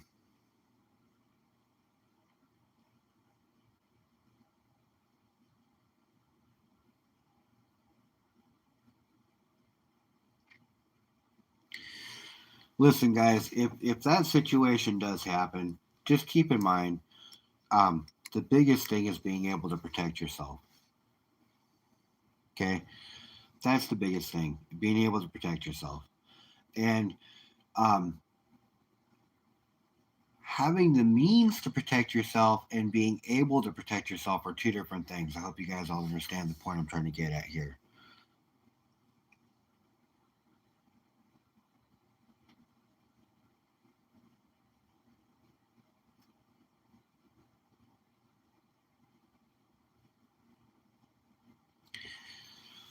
Well, I don't know, man.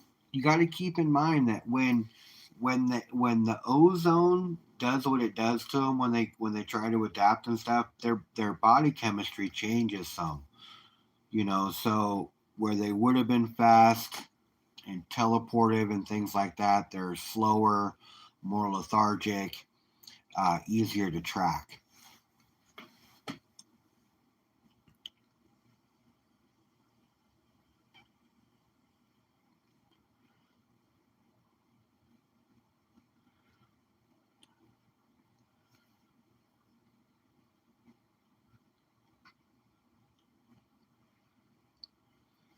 So I confirmed my appointment for the dentist next Thursday at 9 a.m.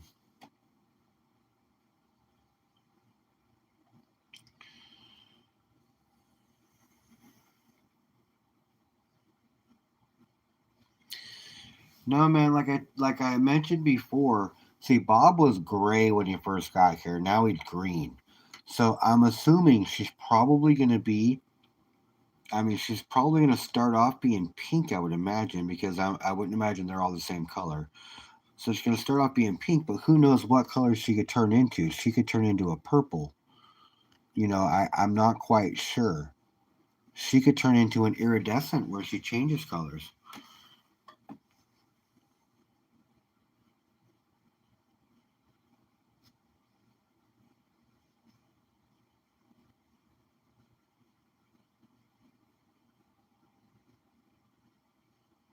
That's what all them northern lights were for the last 3 days. Yeah, nice.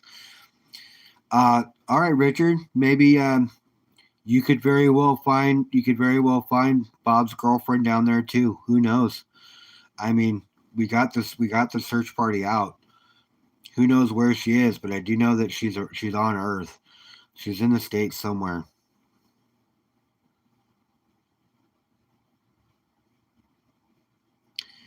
Will look like a tree, then we will see the bloom. Nice. But you never know. So she's got to be similar to Bob in that sense. Like posture and all that other stuff. But if you find her, let me know.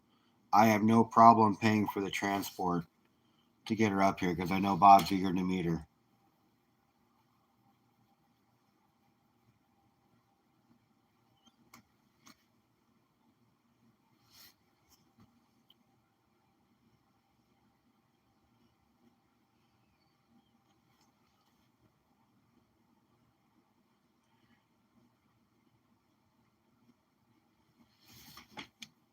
All right, you guys, give me a sec. I gotta hit John.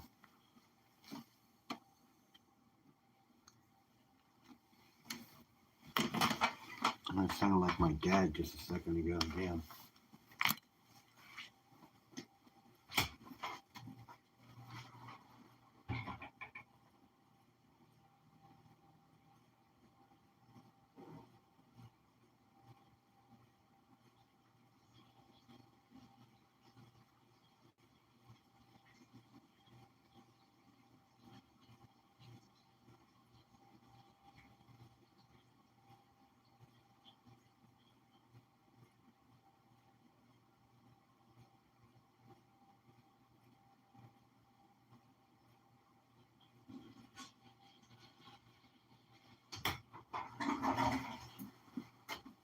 Whew. There we go. Much better. 3 bottles of water and 2 cups of coffee. Only so much a man can handle.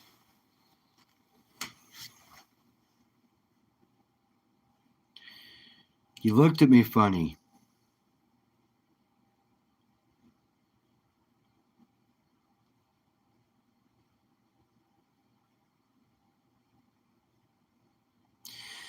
I don't know, Kings.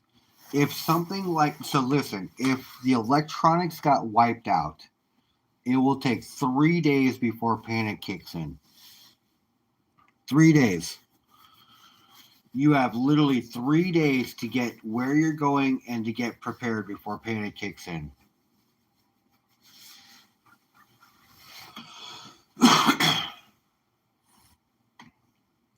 Hi, Cindy. What's going on?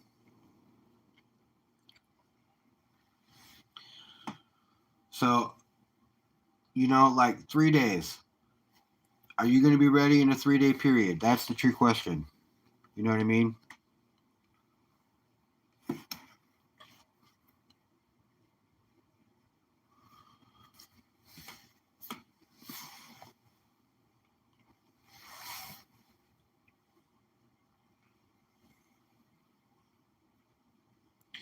I'm doing great, Cindy. Thank you for asking. Appreciate you stopping by. But the lights get turned off. So just say, let's say the switch happens tonight at midnight, or tonight sometime throughout the night. You wake up tomorrow, no cell reception. You turn your light on, no power.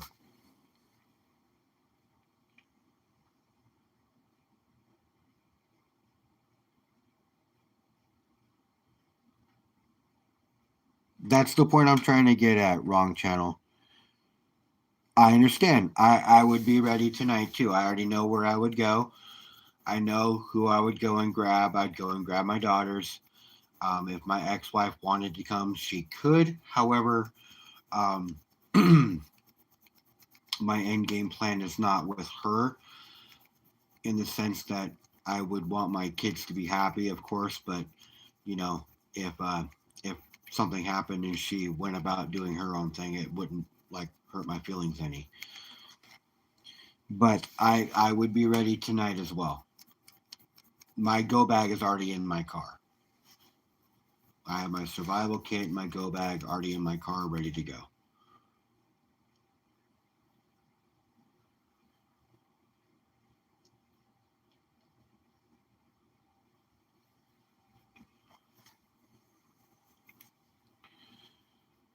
I have I have enough ammunition to get me by, to get where I need to be, um, for the rest of whatever I have set up for my stashing. So I'm ready.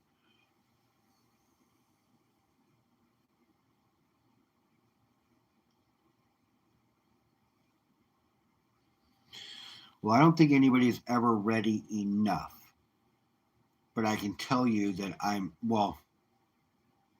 don't think anybody will ever be fully ready for a situation like that, but I can tell you I'm ready enough to get to where I need to be more prepared.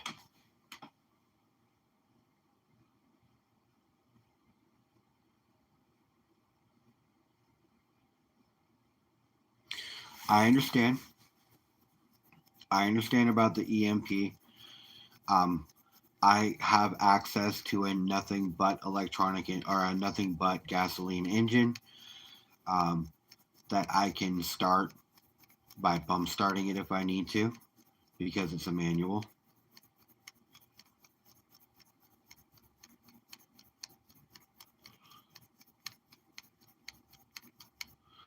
I also have access to kickstart motorcycles if I need them, dirt bikes, but motorcycles. Also, I have an all-wheel drive ATV at my access. I have means.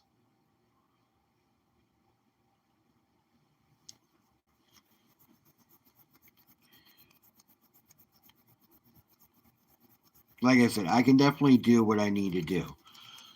All the most of everything that I was just talking about is already at one location, which that person already knows what's going to happen when it happens, because there's a reason why I've stockpiled stuff there.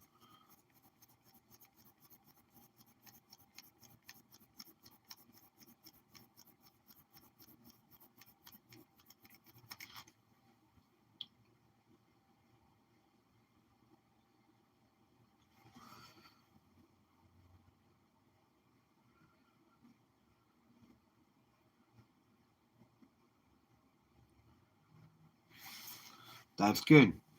That is good.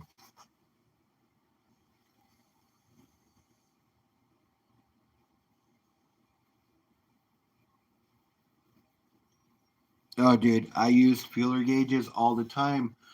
I would gap my valves all the time. Once a year with my '63 Volkswagen, I'd pull the valve covers off, change the gaskets, um, and I would gap my valves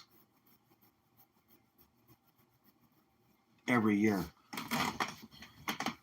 And actually, it made sure that I kept my horsepower the same as possible, at maximum amount as possible, because those valves will loosen up and they start floating eventually, and you don't realize how much power you lose over time. I also had, I took the header off and the little wimpy exhaust and put a Porsche header on it with a Porsche glass packs coming out the rear, which increased about 35 horsepower to it.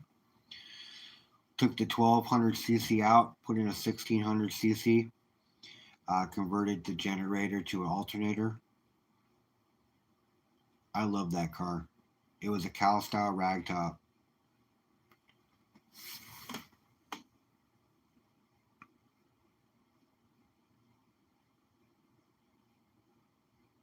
You could use a matchbook to set points.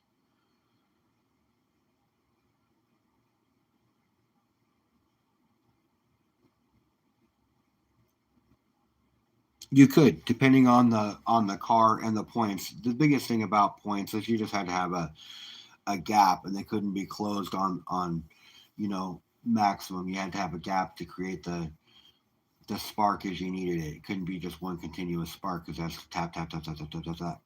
But I understand.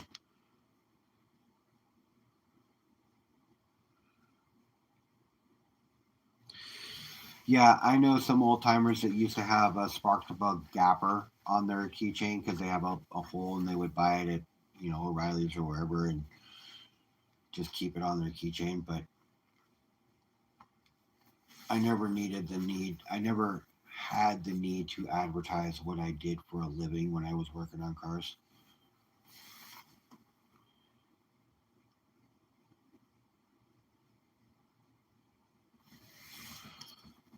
I mean, how often do you need a spark plug gapper? I'm not working on cars that often anymore.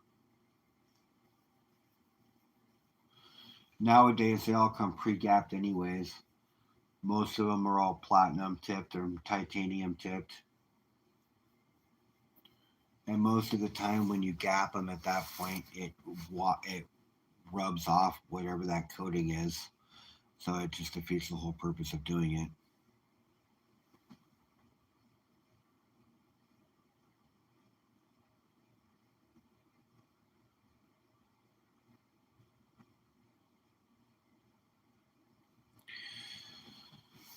Yeah, I think the biggest thing with most Chevys is knowing just you know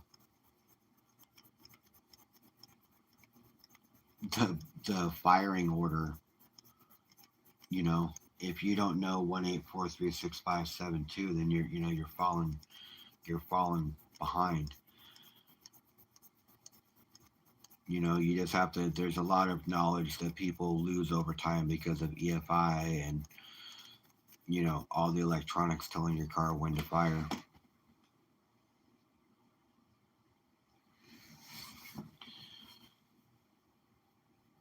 And I learned that when I was 18 working on cars, because I was ASC certified in quite a few things for a while there when I was in the auto industry. But that's been many many decades, and I remember that because it was burned into my brain. As long as you understand the simple mechanics of a combustion engine, whether it be a one cylinder, four cylinder, eight cylinder, as long as you understand the simple mechanics of a combustion engine, you know, the point of impact, the cylinder pulling it back after it shoots gasoline in there, which creates an air gasoline. It doesn't burn liquid gas, guys. You know, pulls it back, pulls and creates the gasoline, and then the compression and the fire at the end in order to create the power. As long as you understand that, you can work on just about any actual engine when it comes to just the mechanics of the engine.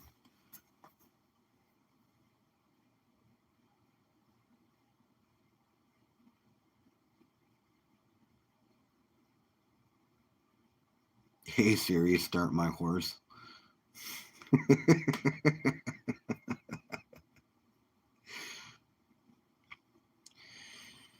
But if you know the simple, just understand the simple mechanics of just a single cylinder combustion engine, then you'll be able to work on just about any internal combustion engine, except for a diesel, which works off of glow plugs, compression, and heat. Right? It heats the block up to a certain temperature, which will ignite all of that fuel under a certain amount of pressure. If you understand the difference, you could work on those as well, but you have to understand the difference. If you don't understand the difference, then you're flying blind.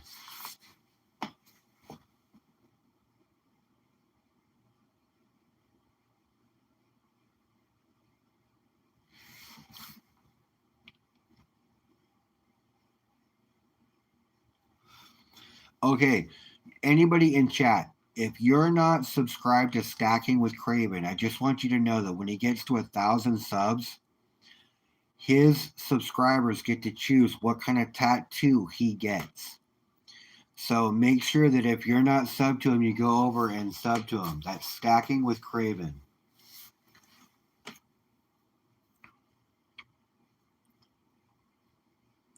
He was in chat a little while ago.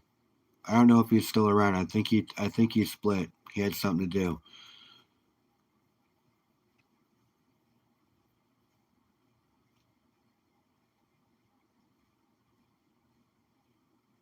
I'm hoping he gets something along the lines of like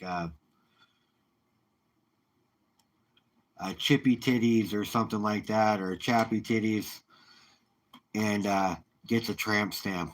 That would be just priceless. That would be priceless if we could get a tramp stamp on him.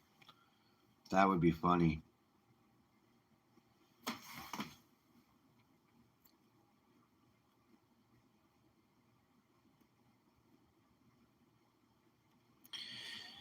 I can't fix today's shit several 5-gallon buckets later. I can strip it to something I can recognize, but it's still no long. It'll no longer run because it needs that pile of shit I removed. What are you talking about?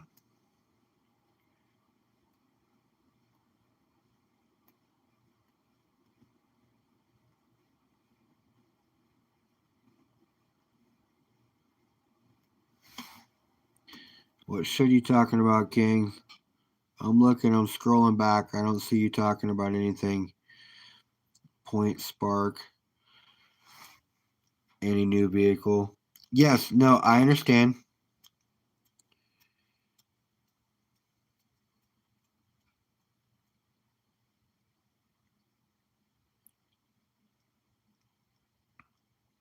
I understand what you're talking about now. Yes, it's hard to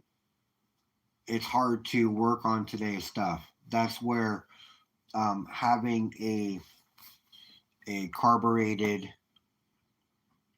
vehicle to drive if need be is priceless, because then you can still work on it.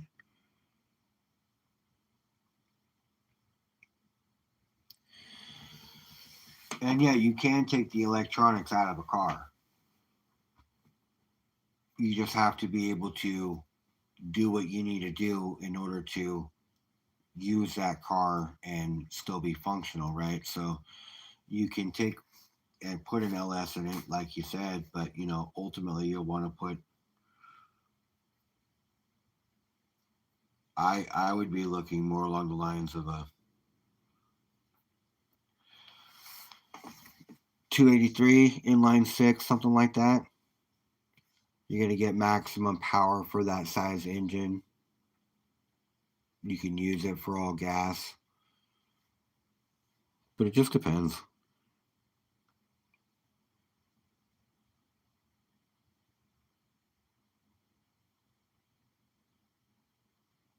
He's had one too many tonight.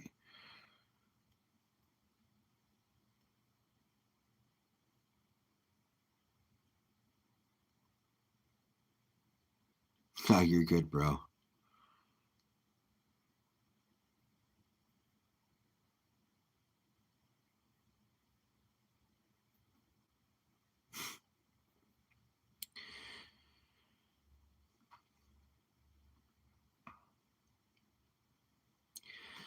Yeah, problem with the LS.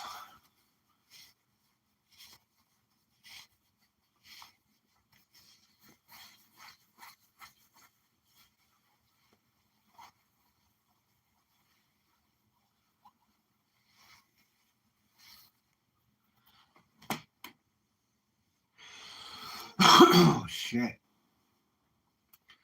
Shit. Dude, that was so cool.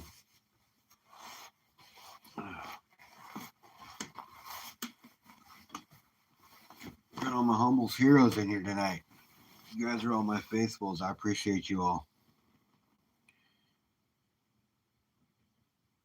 Are we breathless? We are not breathless, trust me. Actually, I don't get winded as often as I used to. My belly's disappearing. I'm losing weight in my face. My tits are almost gone. I've lost about 35 pounds in the last few months. I'm pretty nervous about next Thursday.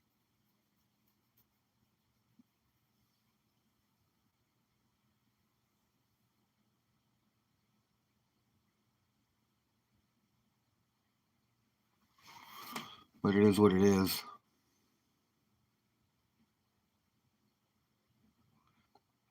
What's getting addictive, Richard?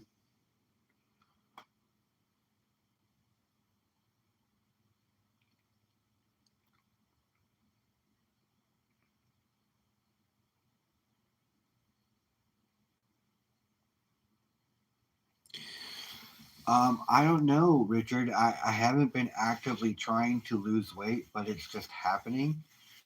Um, I'm not worried yet.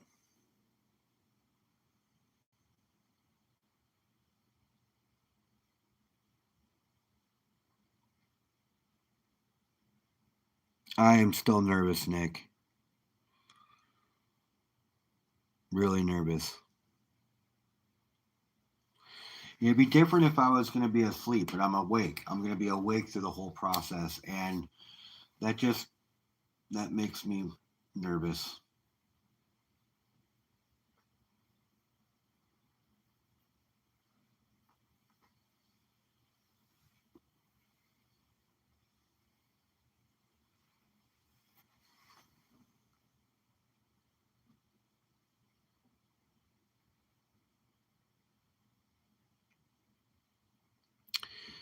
Just got a scooter, so now you walk less.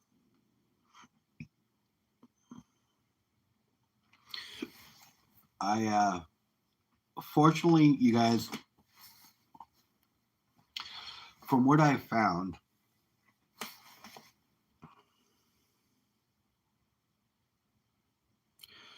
well, that's because you're less active, and that makes sense. That gold.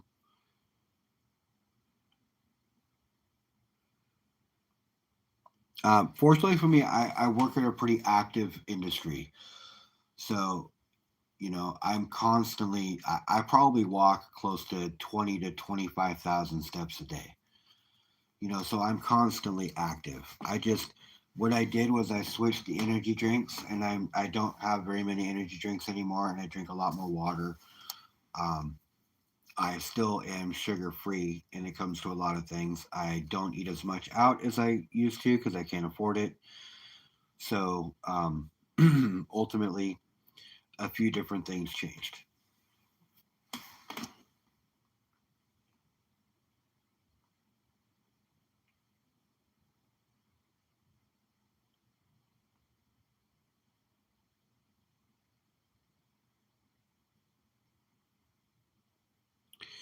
What are you talking about, Richard? Are you talking about me?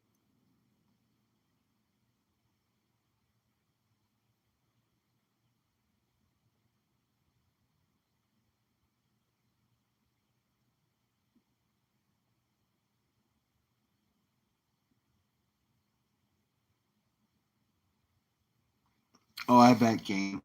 I bet you were talking about that the other night. You got yourself a hot rod scooter. I know, Richard. I know, man. I'm still really, really nervous. You know, it's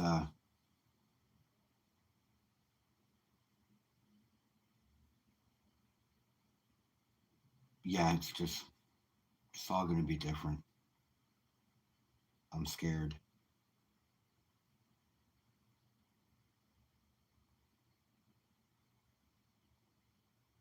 Yeah, I'm scared. And I can't honestly tell you I ever really admit to being scared about much of anything, but I'm scared.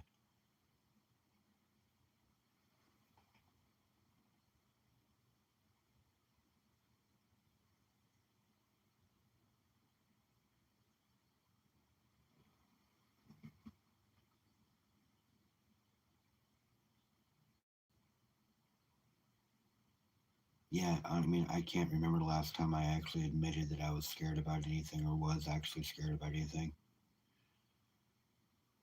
but I am scared.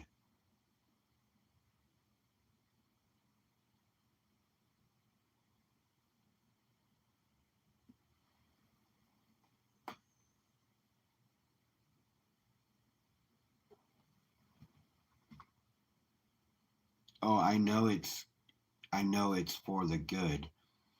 I don't have a bad feeling about what I need to have done. I'm just scared of the process.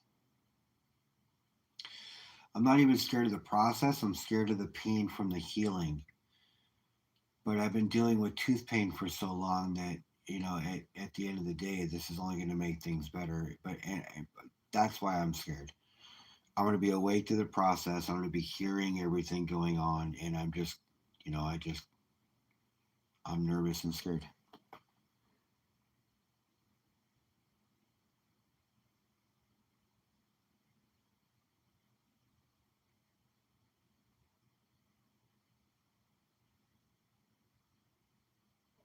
What do you mean me and Bob might get lucky?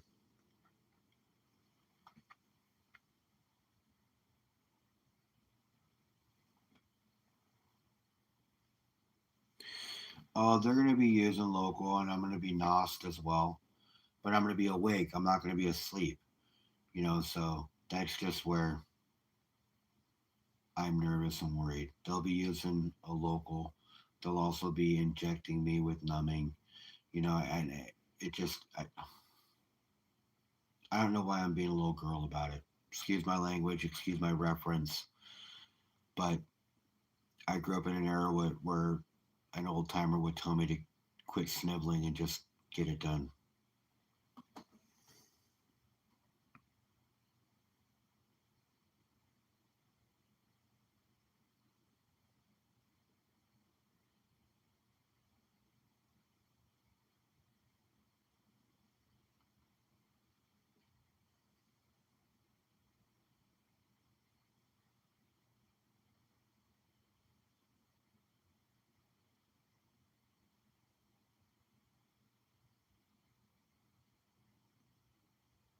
John, a paternity test done? What are you talking about?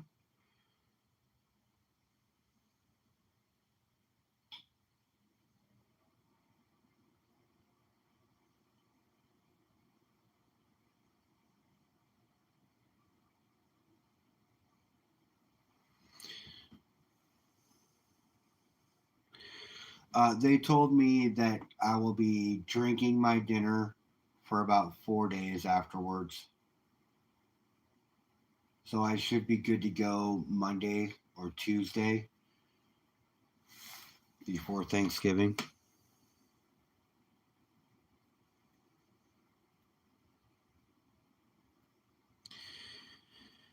John, what do you mean? I need to go get a paternity test done?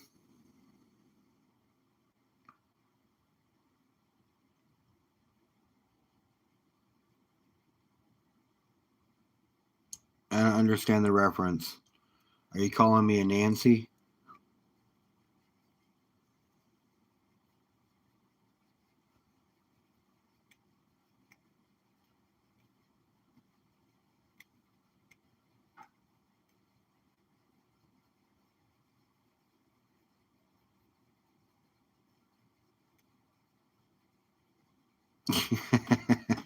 That's funny, Kings.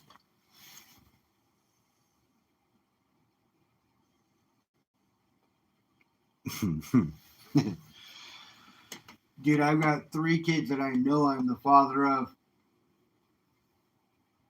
But if there's any new ones out there that are claiming it, they can come and bring me the test. Especially if they're 11 years or younger.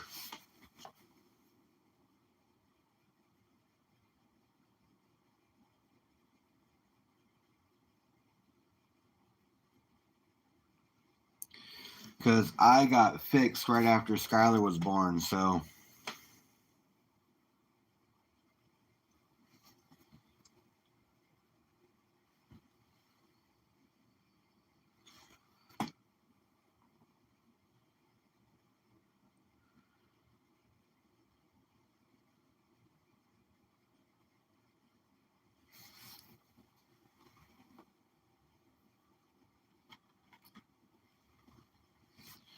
I'm pretty confident there are no other little Todds running around out there. If there are, the world's better for it, trust me.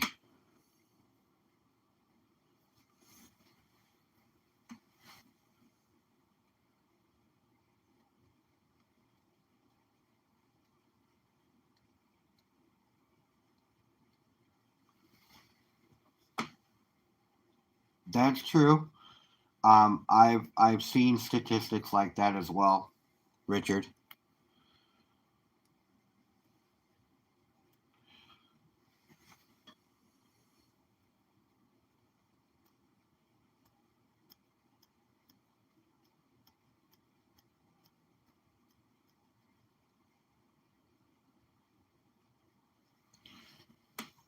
Oh, my kids are my kids.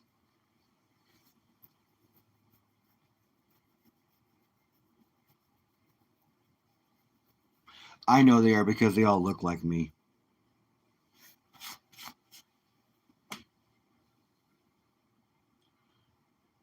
And to be honest with you, just to be 100% transparent with you, if I found out that one of them was not my kid, I'd still do the same thing that I do with them now. I'm their dad,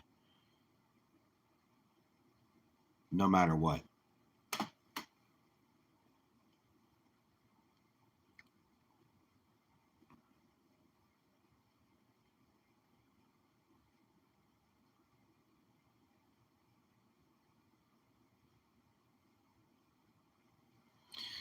Luke, who's your daddy?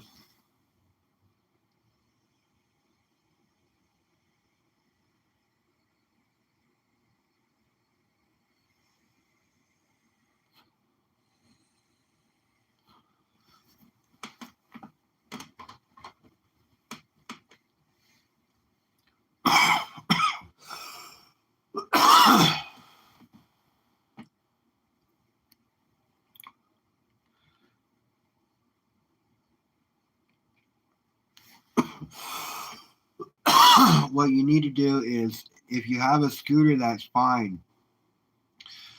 But the scooter's really meant for like long distances and for prolonged periods of time. What you need to do is get yourself a fucking treadmill as well. That way you can still put in your steps without being fatigued. And if you do get fatigued, then you've got your scooter to compensate. That's how I would think about it.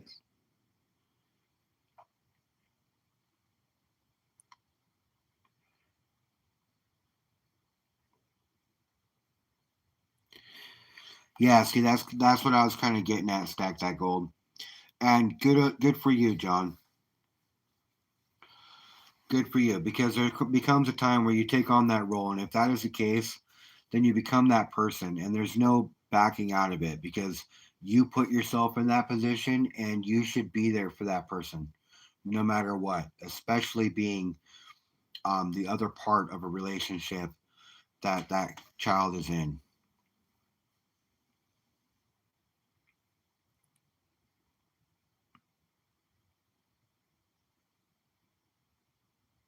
Okay, well, I get it. I get it, Kings. Um, so still though, you want to make sure that you're still using your legs so you don't get muscle atrophy as well. I mean, there are still things that you can do. There's chair aerobics you can do as well. So there's multiple things that you can do to still stay healthy.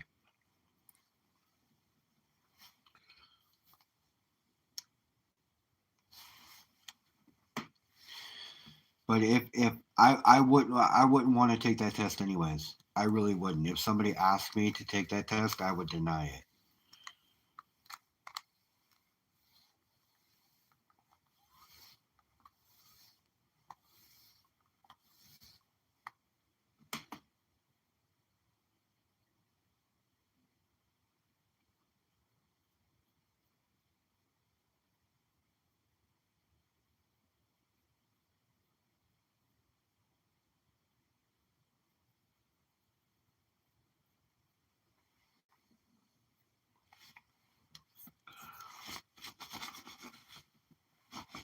Thought never really actually crossed my mind, even though I do pay a lot of money in child support. But if I didn't pay that money in child support, they would actually be very close to being homeless, if not homeless. And I wouldn't do that to my kids, anyways.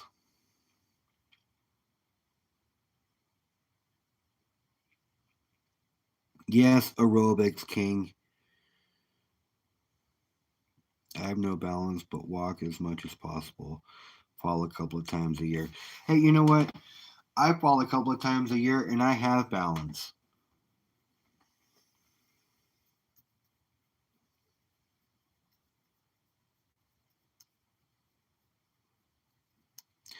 Stack that gold. I understand 100%. Both of my wives cheated on me and I divorced both of them.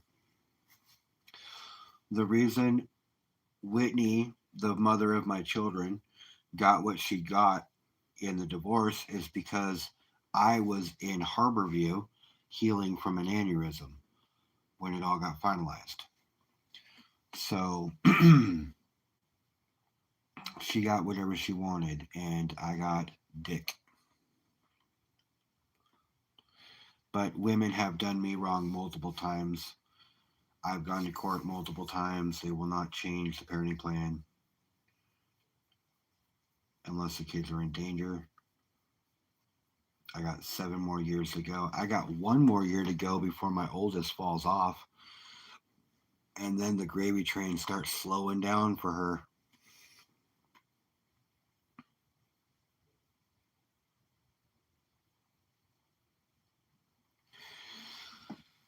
Yeah, here's the kicker, bro. Like, I did marry this woman and I had 3 children with her, right? So I loved her to death at one point.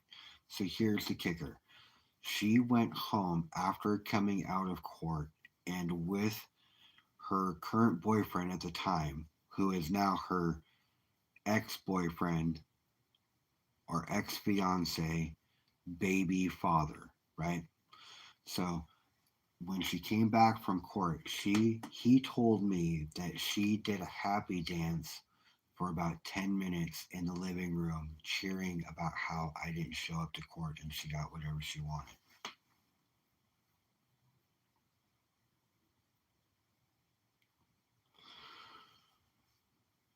That's how she did me.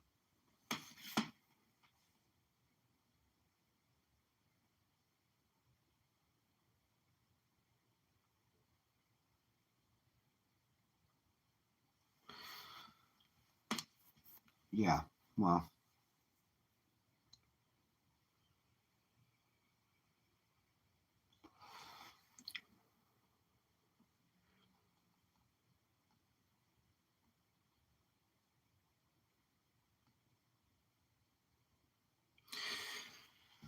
yeah. If she does, she does. If she doesn't, she doesn't. It is what it is. Um, 2 years ago, after my dad died, I got a few bucks, and she guilted me into buying her a car, promising me that she would share the drive to pick up my kids and drop them off, which is part of the parenting plan that she needs to do this. And so instead of letting me buy her a car, She she pretty much pressured me into giving her money to buy her car herself. So I gave her money. She spent most of it, bought a $600 piece of shit that doesn't run, and still doesn't have a car.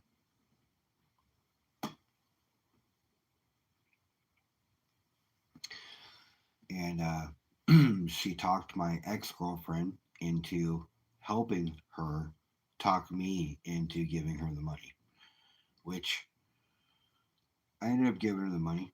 If she'd have just let me buy her a car, she'd still have a running car. But she didn't want me to have that kind of quote unquote power over her. So I sent her the money. I also went back for a second dose of pain after she cheated on me one time just to make sure I wasn't the problem. But shit happens. People are different. People change. You know, um, they really show their true colors in the end. So it is what it is.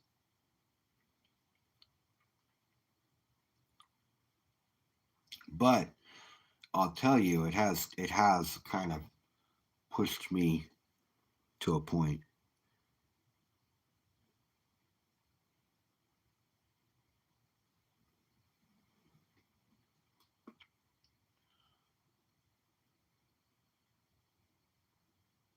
Oh, I wasn't playing the fool.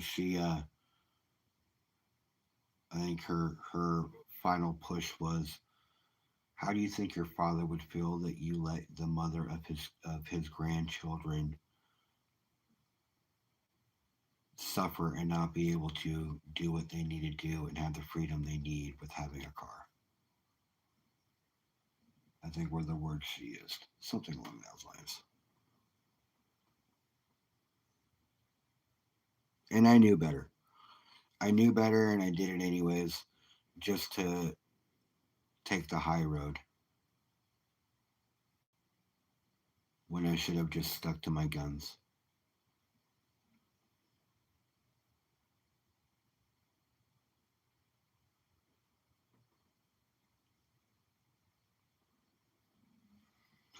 Yeah, the new Jeeps are nice. I would prefer an older JK, but they're all really nice.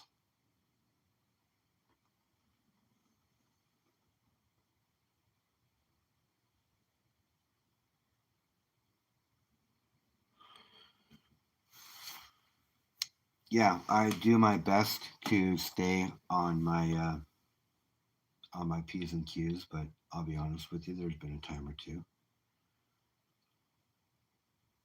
She has a tendency to try to push my buttons in the middle of something, but you know, she doesn't like the way I argue, and I don't like the way she argues, and we can never really see eye to eye when it comes to certain things. That's the reason why we're not together. So,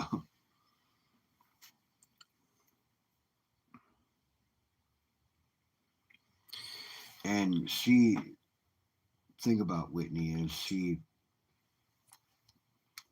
unloads how she feels about me to the kids, and so that just does what it does.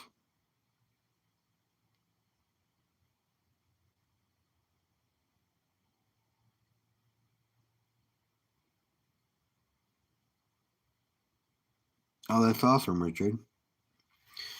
Oh, I know, I know in the long run how things will go, or I'm confident in the long run how things will go. I'm not worried about it. I'm really just letting you guys know the type of woman I married, unfortunately, and had children with. But I have three beautiful children that I love to death that are so much like me, it's not even funny. And I don't know what life would be like without them.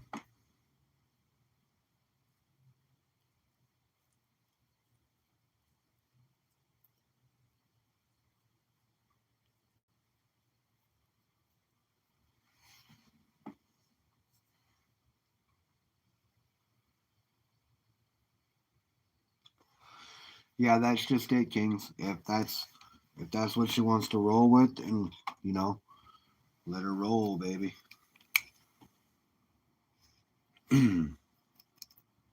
And yeah, I know life changes, Richard. I get it.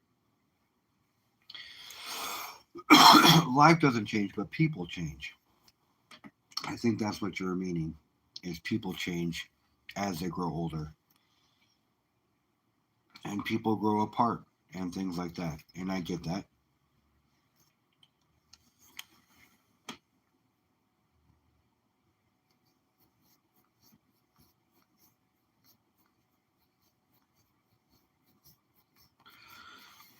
Yeah,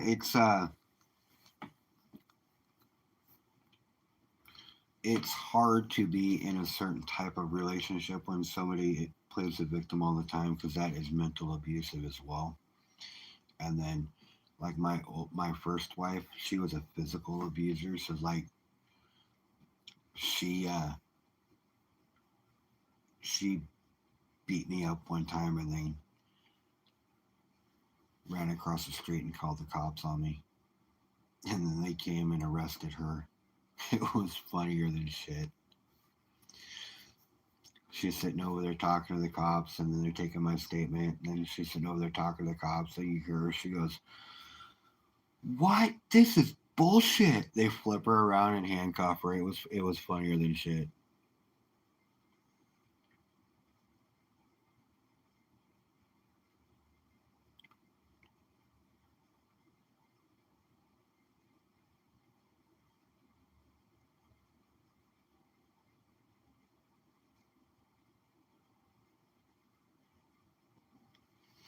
Yeah, but it look, you guys, you'll never find a positive relationship if you're not trying to be in a relationship anyways. So sometimes you've got to get through a few bad ones before you find that one person that is going to treat you the way that you deserve to be treated.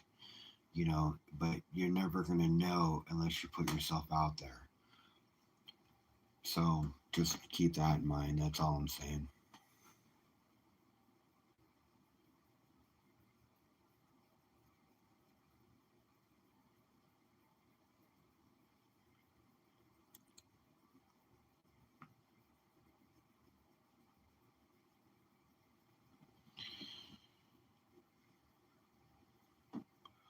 The thing about marriage is people don't spend enough time with the person before they marry them to really get to know them, because you really don't know they really don't know the person they're marrying until they're already married.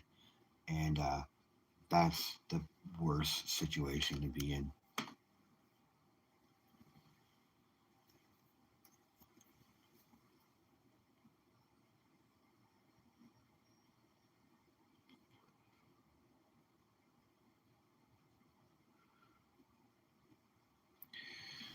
Um,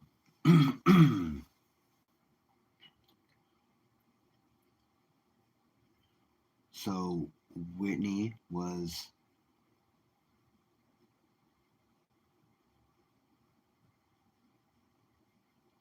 there was 11 lube shops that were under the name of the company that I worked for, and she was somebody who floated from shop to shop helping out.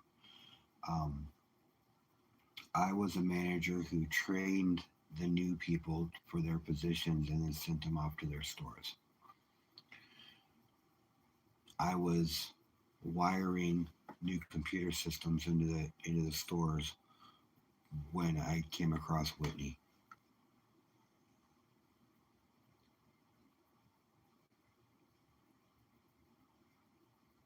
You're on the third. Only thing wrong with marriage is divorce. That's true. It's not even the divorce; it's the amount of stuff you lose during the divorce. So Whitney was somebody that everybody wanted to get with, and just out of the middle of nowhere, she showed me attention.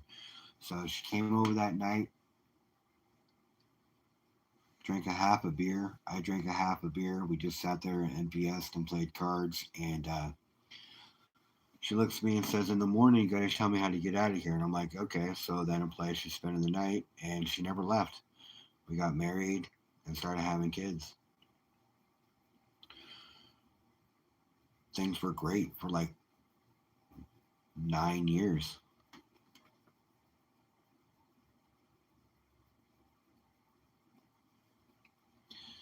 I don't know if I'm willing to take that plunge for a third time, stack that gold. Or Richard, I don't know if I'm ready to take that third plunge. But I have three beautiful kids. Everything was great for 9 years. There was a hiccup in the middle of it, and then a hiccup at the end.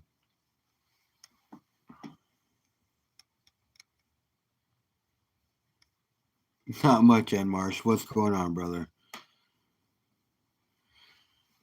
But that's the thing is, like, I can tell you firsthand experience. Didn't spend enough time with her to understand who she was.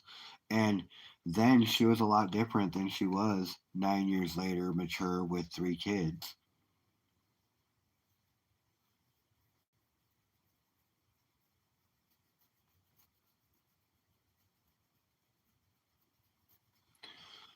Things are just different.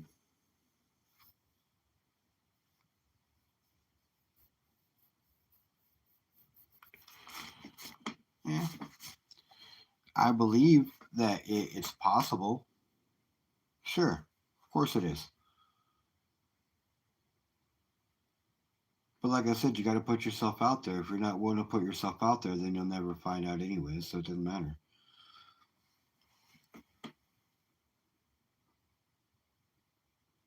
I know, right? Like, did I just hear there's no unicorns or Santa? I'll be honest with you. In the movie Legend, there was unicorns all over the place, and that unicorn horn did special shit. Okay, so I I I I believe in unicorns, damn it, and so does Jack. Jack believes in unicorns also because he had to get that horn and restore it back onto the unicorn.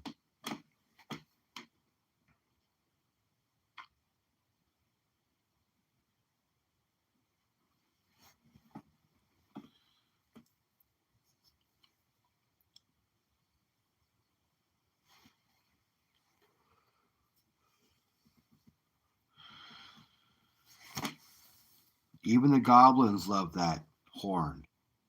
If I'm not mistaken, they were dancing around that fire.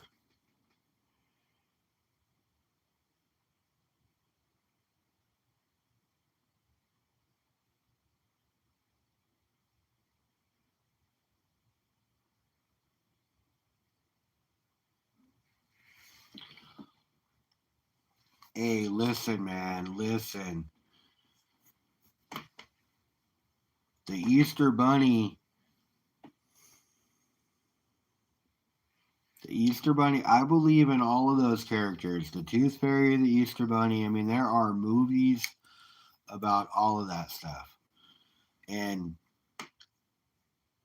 I can read on multiple places on the internet that shows you that those things are real.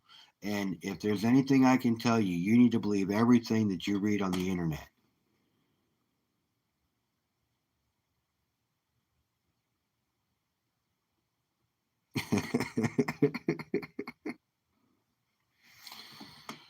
Yeah, sometimes it works out that way, Richard.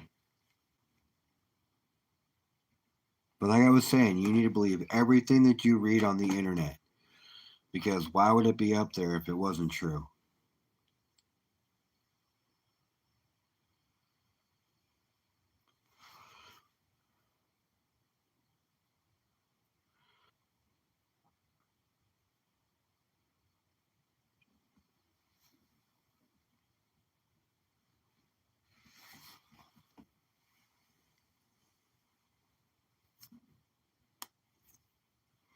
I know, man. And I'll be honest with you, Bob, he's realer than real can be, man. He'll lay down the shit if he needs to. I have 100% faith in Bob's skills as a marksman and as an alien.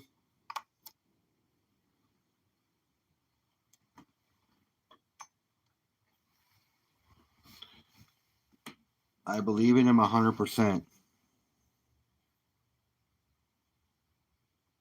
King's like, nope, I'll tap out.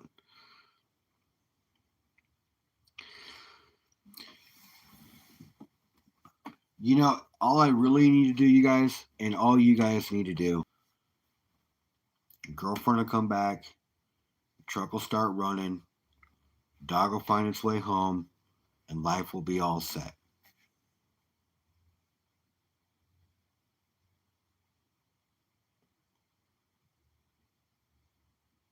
That's what you got to do. You just got to find some country music that's the saddest one around, play it backwards, and everything will come to you that is owed to you.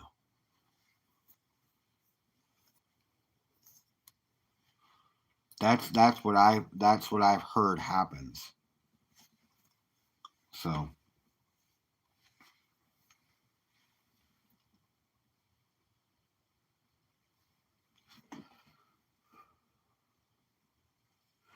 yes, you get a hot new wife.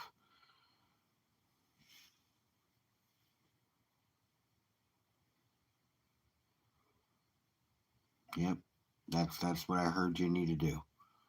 So when you've given up and you're done and you're ready to start your life over again with the things that you want and play, then that's what you got to do. From what I've heard, you got to get up on there, play that country music backwards, and get you your life back.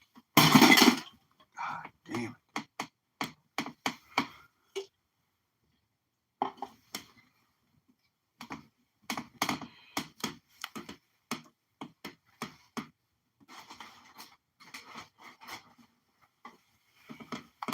Holy hell.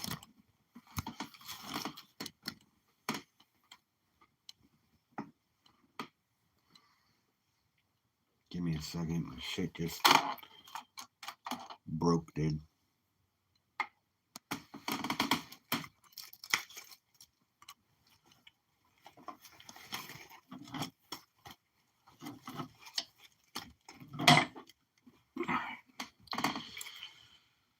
Alright, you guys, give me a sec. I'll be right back.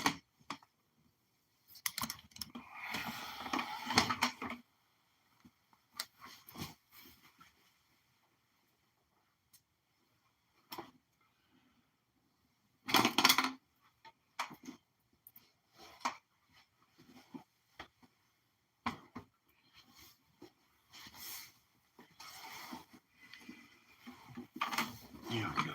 Much better.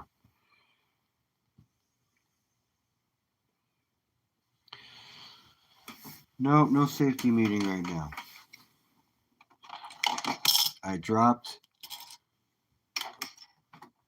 my remote for my TV and it hit a can of soda that was sitting on my little lockbox I got sitting next to my tripod here. And then when I moved my foot, I kicked my tripod and started the earthquake that you guys experienced for a meeting for a second. So that was humble being a bull in a china shop, is I believe the reference that you would use in this situation.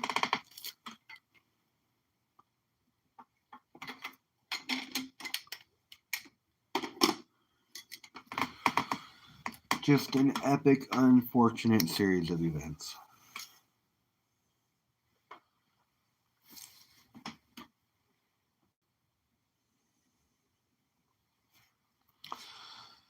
Fortunately for Humble,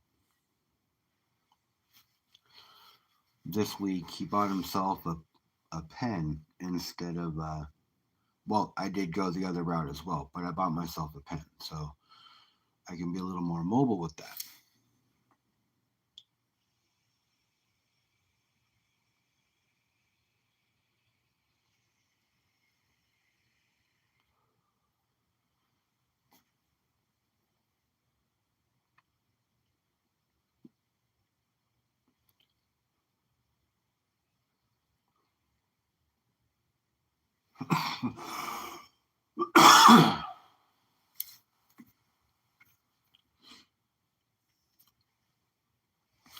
Well, I'm glad you're okay. What do you mean you'll follow here and there? What are you talking about, Enmarsh?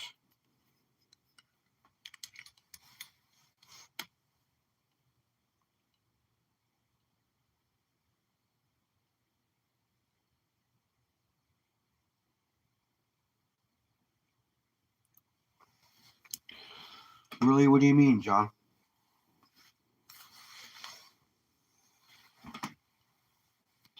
Flower? No.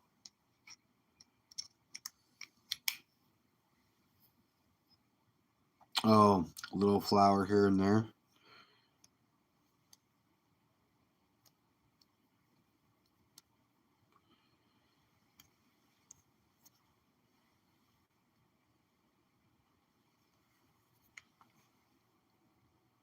No, more like a disposable.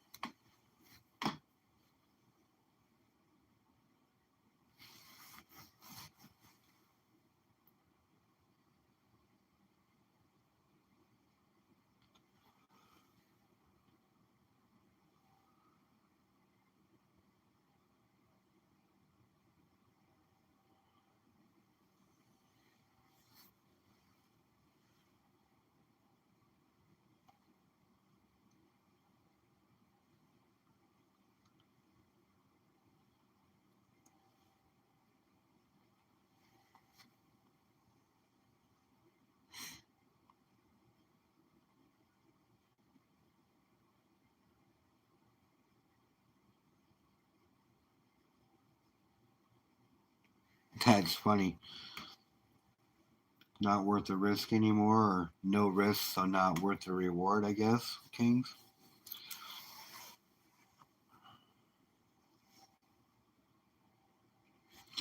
That could be for some. I've been smoking, or, yeah, um, partaking for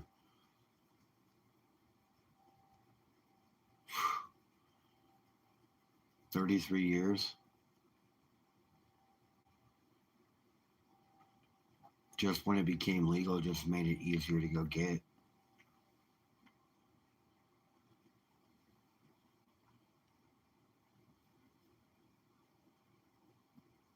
No, it's cool. I get it. Honestly, it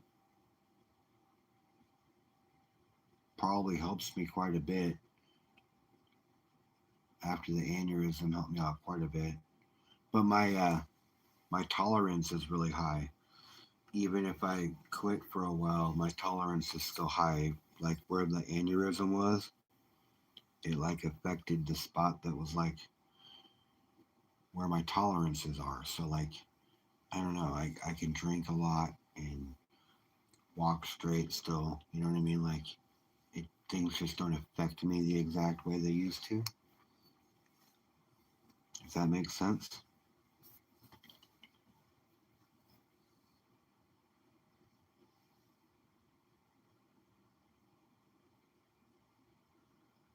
Yeah,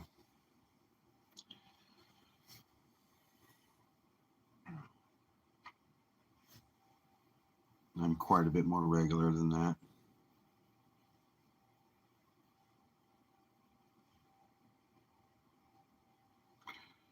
I'm sure you all know that. Not like it's a secret of mine.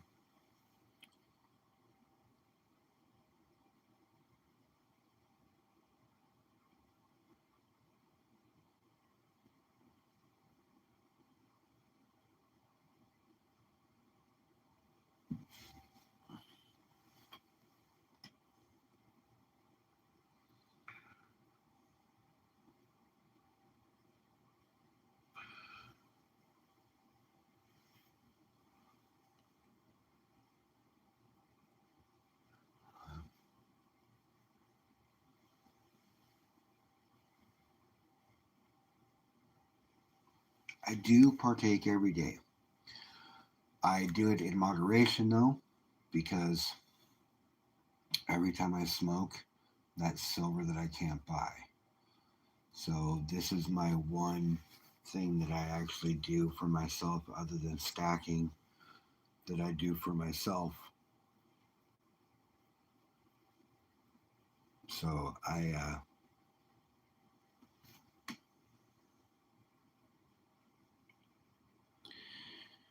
visited several live streams. Several live streams after I got off work, and both audio and video feeds have been issues. My friend went to school in Miami, 70s, 80s. Need I say more? Told me some crazy stories. Used to work on Wall Street. Meeting up with him tomorrow. Strange. Claire's best. Where's Guido? Every time she gets a picture from me, she looks at the background to find Guido's picture. Jay Blanks, what's going on? Oh, so yeah, that's oh,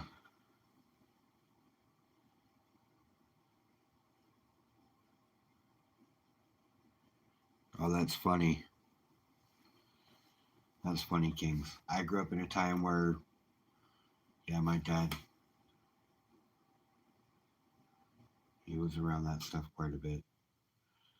He told me times when he was growing up, they used to just smoke weed on the corner, and cops would roll up on them and just thought they were smoking a cigarette because they didn't know no different, and I just let them be.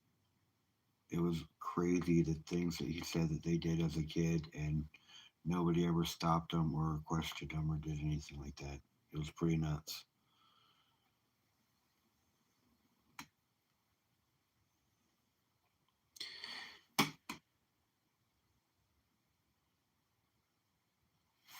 Where's Guido?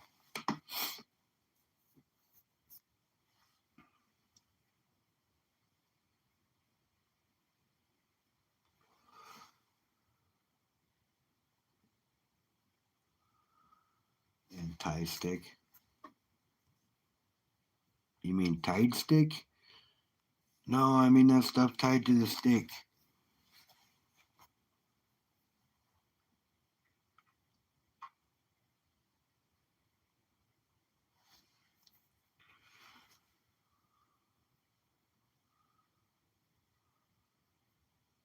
Miami Vice.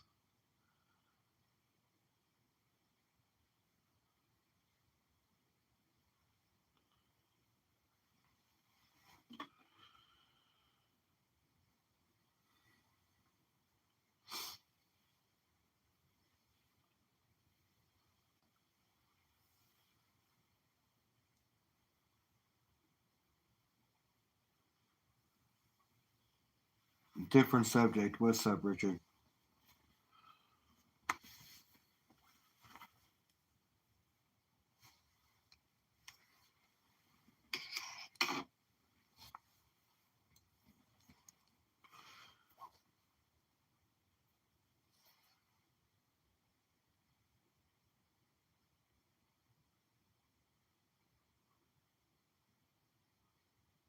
That was, yeah, that was Cheech.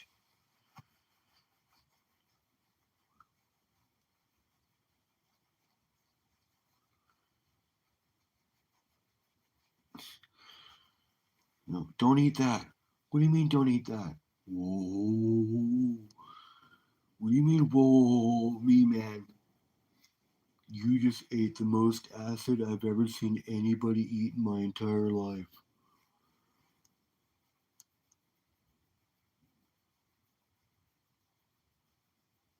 It's Dave, man. Open the door. Dave's not here, man.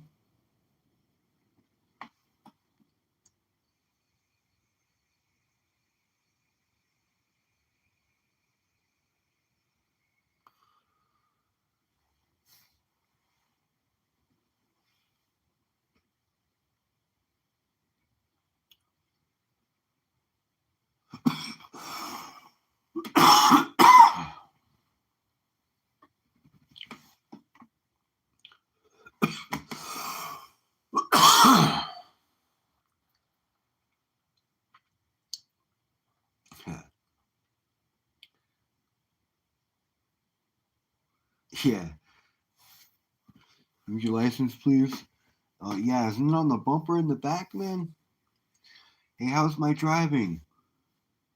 Yo, I think you're parked, man.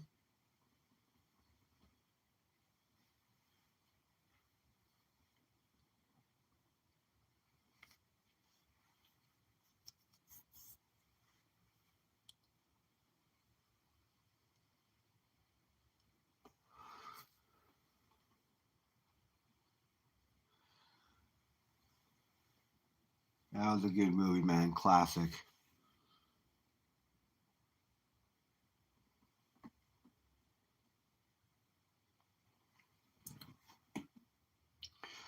Yeah, Stacy Keach as the cop. Totally a good movie.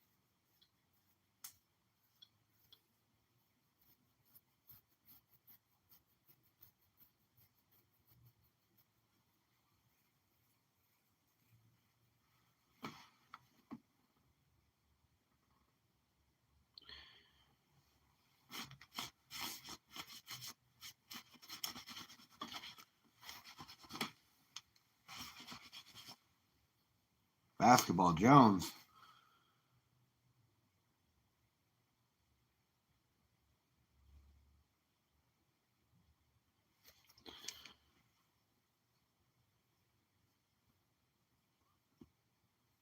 Yo, man, that's mostly Labrador, mostly Maui Wowie with the little Labrador. Labrador? Yeah, man, it was crazy. My dog ate my stash, so I followed him around for 3 days with a baggie to finally get it all back.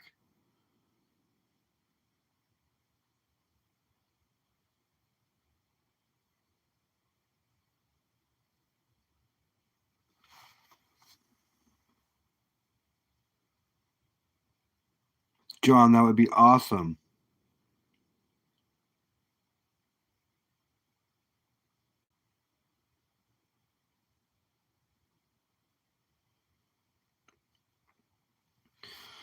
I should have some silver coming soon. I should have some more gold coming soon too. But I'll be making about my big purchase here in a few weeks.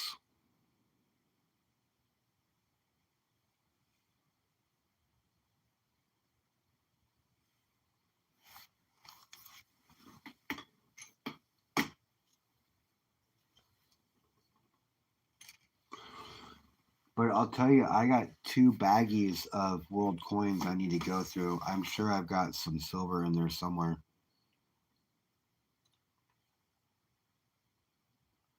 What's up, troubled one? Yes, troubled one is in the house.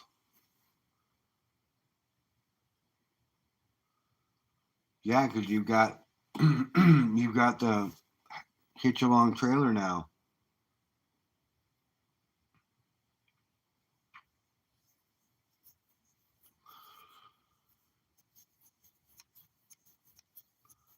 What's going on, Tio? How you doing, man?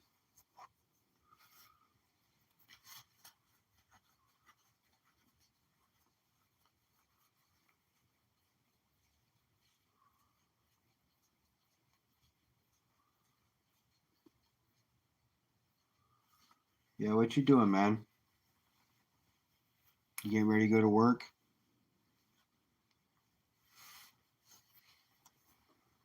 Yeah, sweet.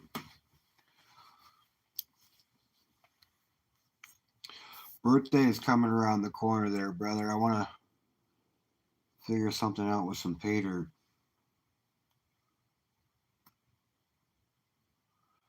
Are you out of gold still?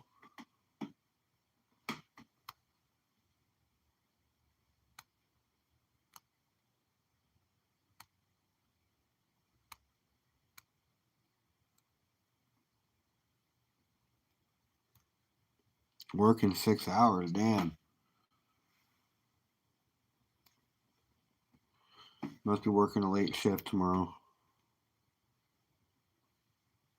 Okay, you're good.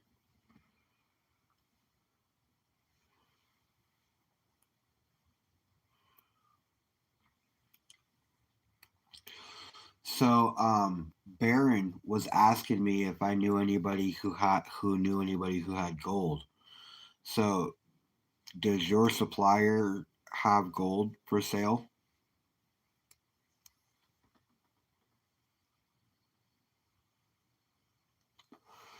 And not to like step on any toes or anything, but he was looking for some gold that he needed to purchase. So, I'm sending out feelers.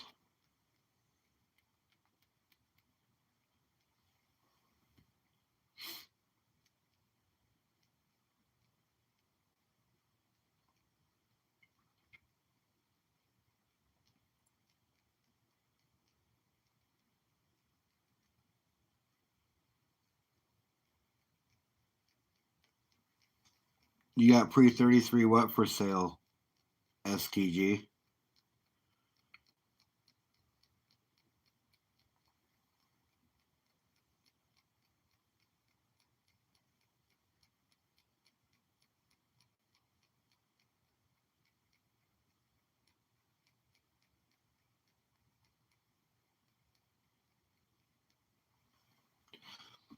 What year's the Indian?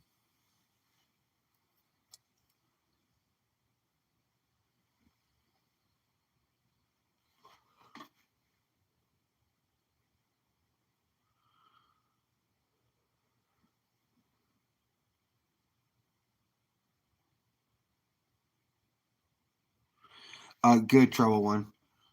Um, just trying to help connect some dots. So if you're down, that would be awesome. You know my number. Just text me later about it. Um, so you got a 1912 and a 1925.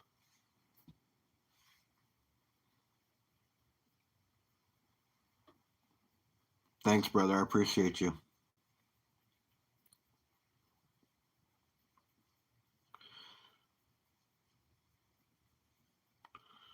Well, STG, if you want, you can email me. We can talk. But my money doesn't come in for a couple of weeks. It comes like the second week in December.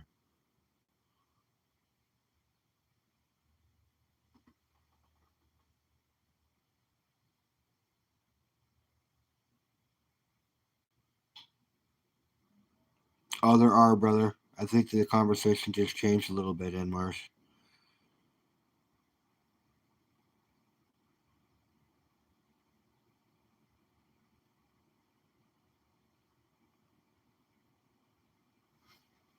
Yeah. Basketball Jones.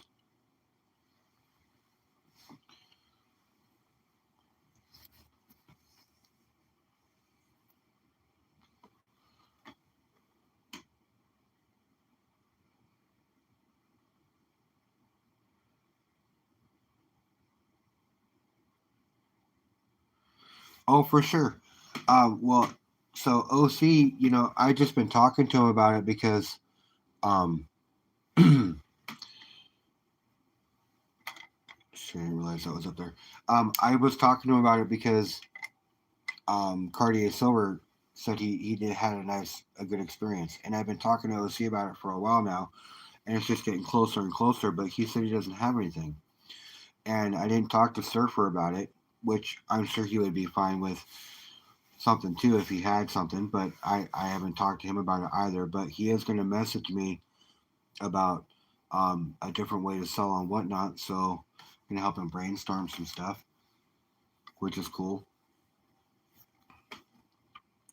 You're not stepping on anybody's toes. We'll figure it out. Still email me.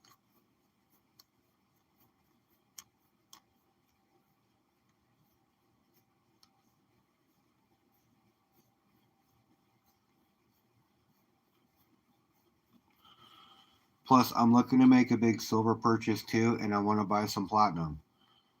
Even though, Surfer said, not to buy platinum until I'm done buying all the gold that I'm going to buy, but I still want to buy some platinum. Hold on a second, my phone's going to die. I got to plug it in.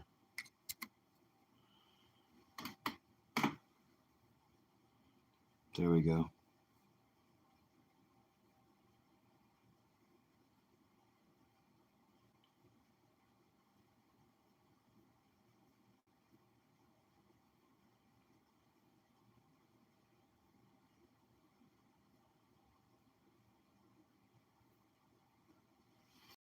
about that.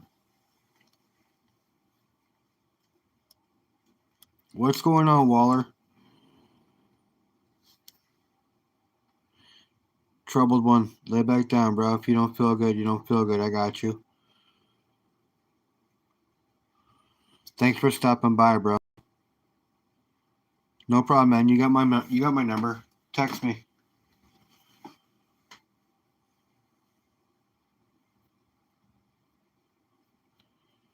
Right on, Waller. That's awesome.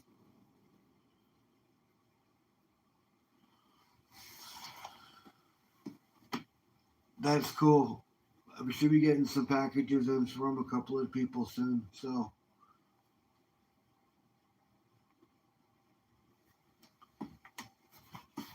but yeah, I am looking to pick up a half ounce worth of gold on this run. So.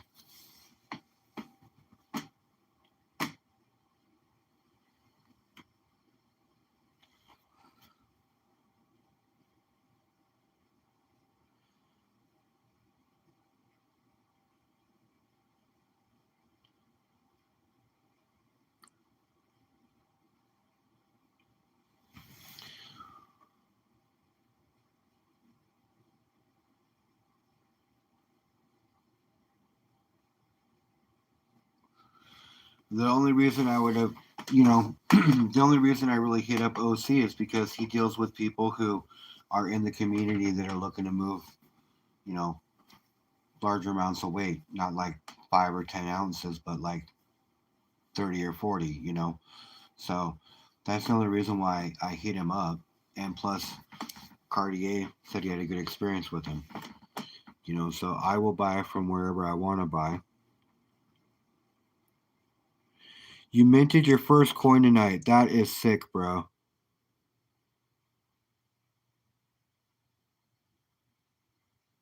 That's awesome, man. That is sick. How much are they?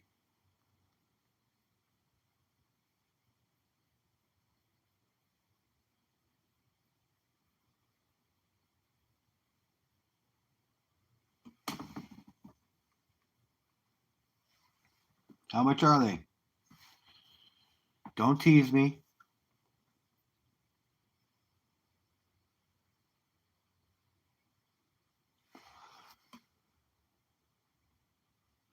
You know what? I don't even care. Do you have more than one?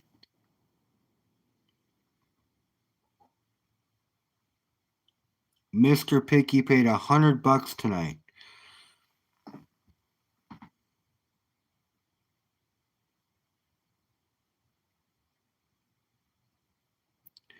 Who's Mr. Picky?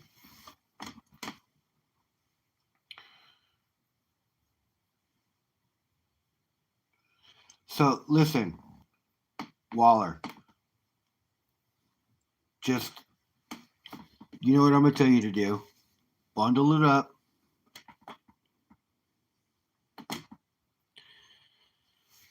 Bundle it up.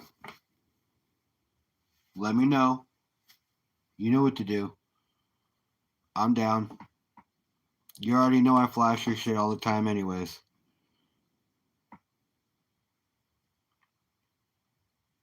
You know what to do.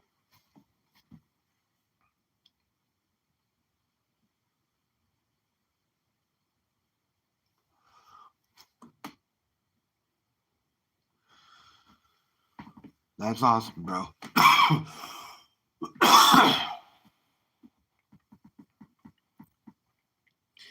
How much does it weigh?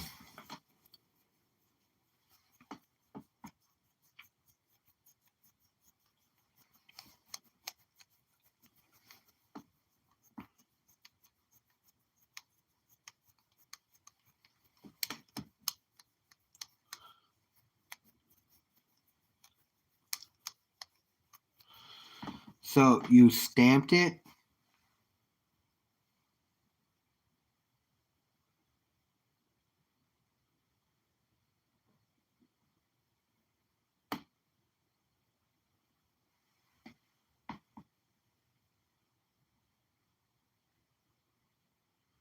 It's a tiny little thing.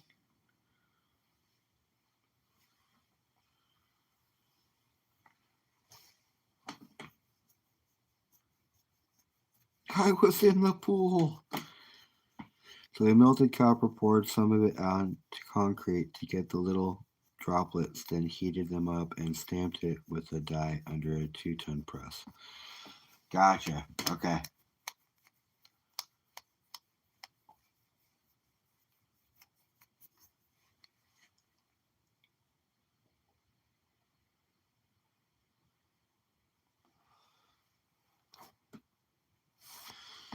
You know what I was thinking? I thought you meant like you rolled it and pressed a coin. You know what I mean? But no, that's pretty cool. I was gonna be like, dude, let me send you some silver, and you can out some coins, and we'll figure out the die part, and we'll make some humble stacker channel rounds. And they'll say Humble's Heroes on them. But that'd still be cool though. Send you some silver.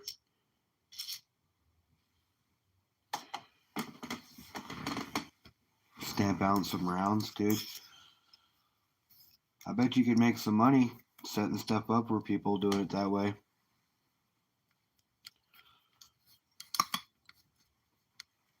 I would look into that, Waller. That might be your next venture right there, bro.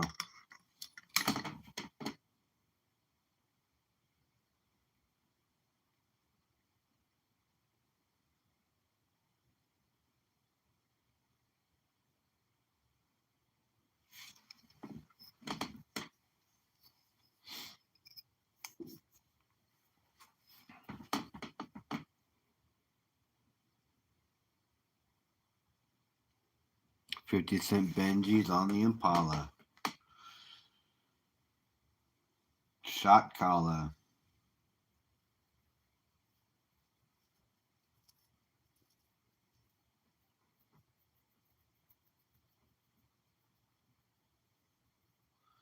But there's got to be a better way.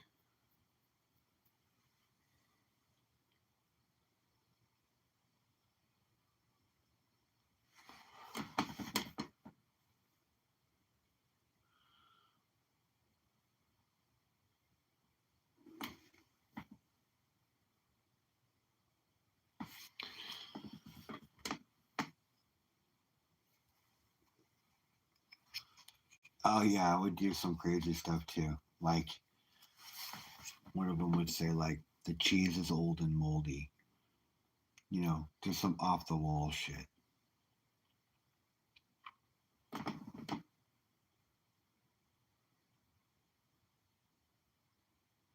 All right, bro. Have a good night. Thanks for the email. I'll hit you up later, STG.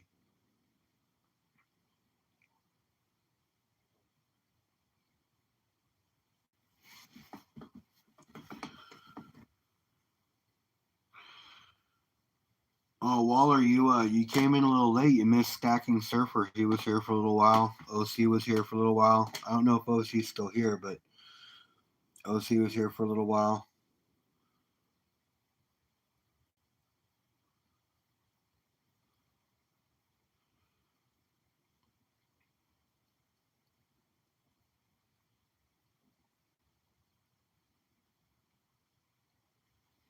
Yeah, thought that was pretty cool.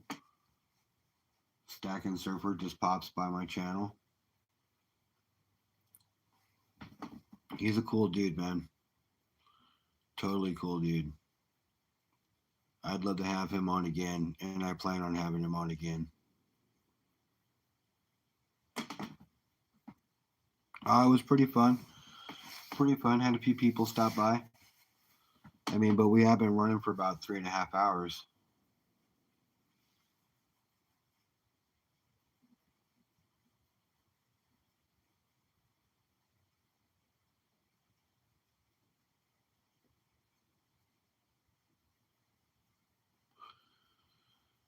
Figuring out who I'm gonna buy a Peter from for my birthday.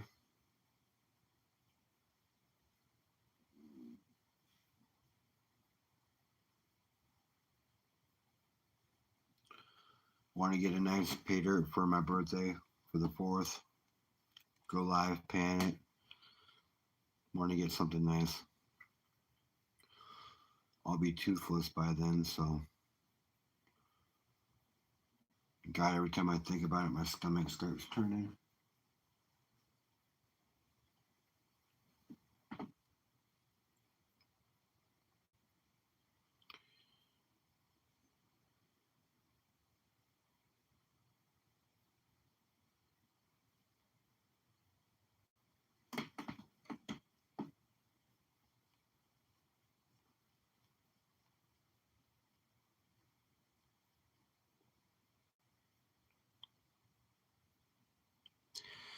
Oh, that's cool, Waller.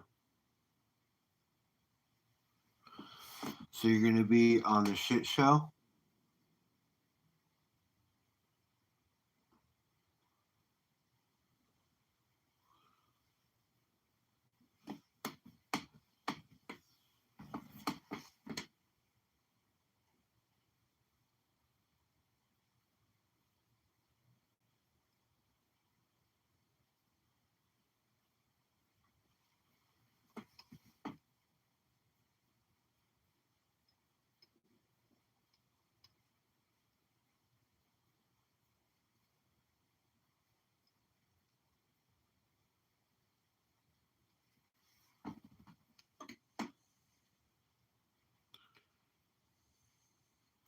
Hey, John, have a good night, man. Thanks for coming by.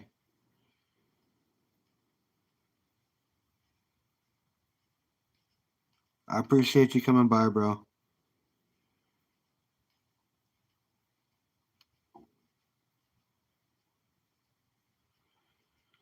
Oh, that's cool, Waller.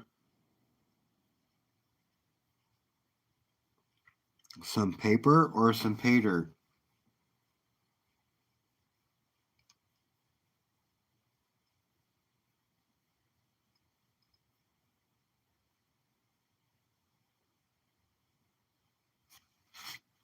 I think you meant pay dirt.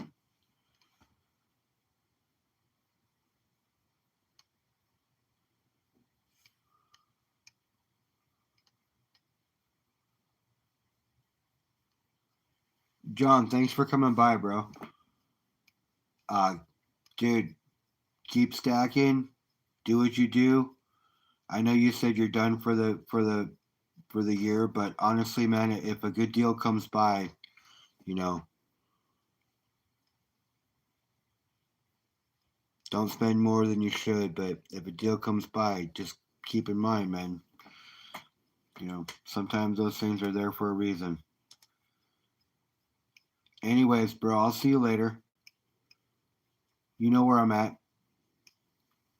Tomorrow I'll have the girls. So Sunday night on the Metal Mob, we'll be on. I think we'll be on Cartier Silver's channel. Yeah, I know for a fact we'll be on Cartier Silver's channel. So make sure you guys are there on Sunday for me, okay? Humble's heroes need to be show up. Waller, cool, awesome, pay dirt, nice. And I know you know how to pan because you got claims, so that's cool.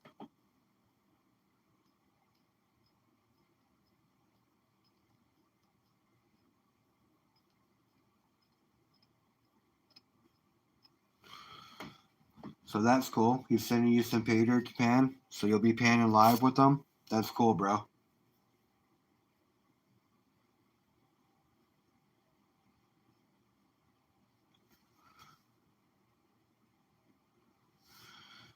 Have you been to your claims lately, man? I mean, when's the last time you were out there?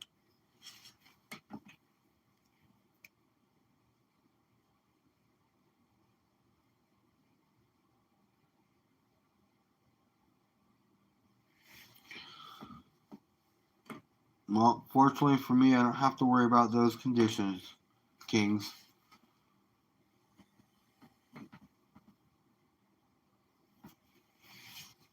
Yeah, I know you know how to pan, bro.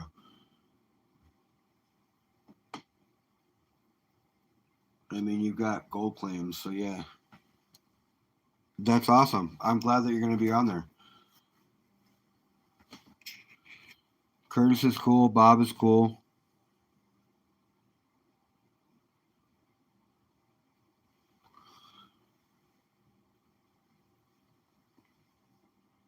Oh, you were out there a couple weeks ago? Awesome. Did you find anything? Were you able to do any prospecting?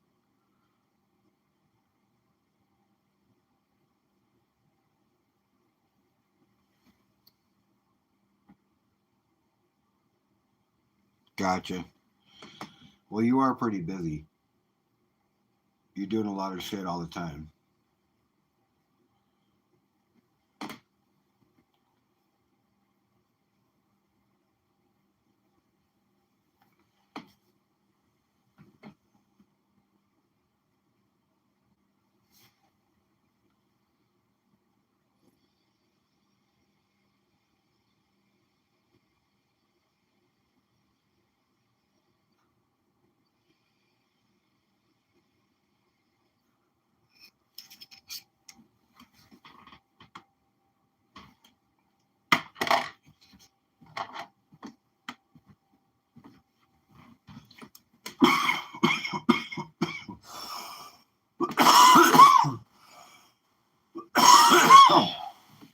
Ooh.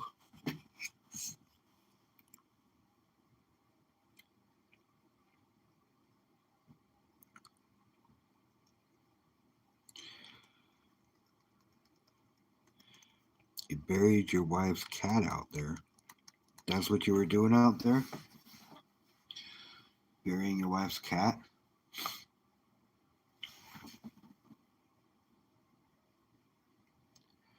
Yaz, welcome in.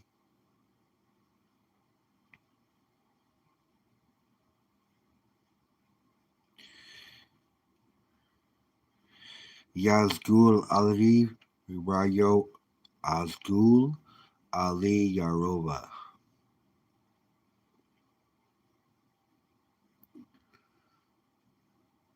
Holy shit, what?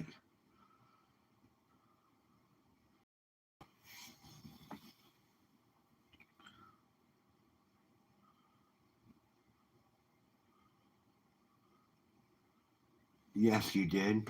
That's what you were doing out there? Burying your wife's cat? That's crazy.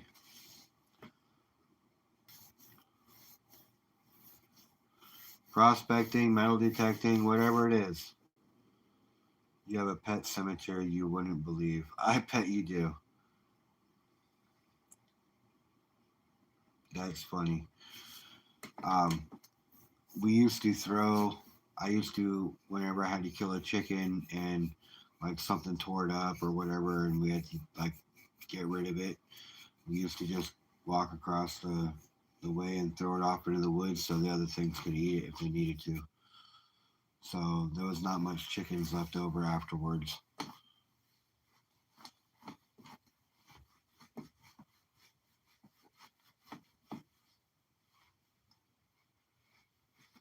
Oh no, I won't die coughing. I might be old, but I'm not that old, bro. I appreciate your concern though. Oh yeah, Stacking with Craven was in earlier too.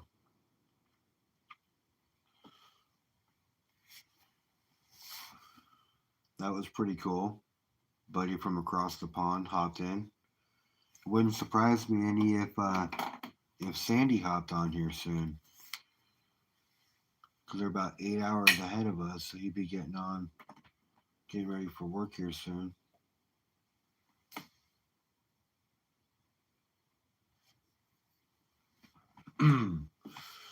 But he might not. He could be already at work right now. But Craven was day off, woke up a little early, saw that I was on, and popped on for about a good 45 minutes to an hour, which was pretty cool.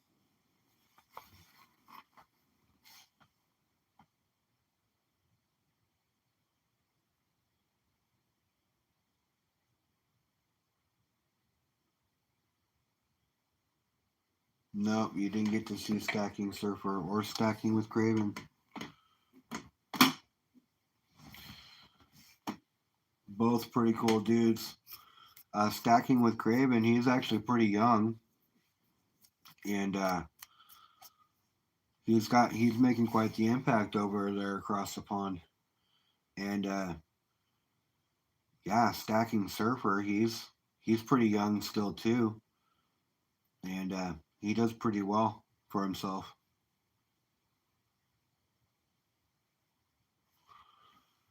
So pretty cool that both those guys decided to stop by today.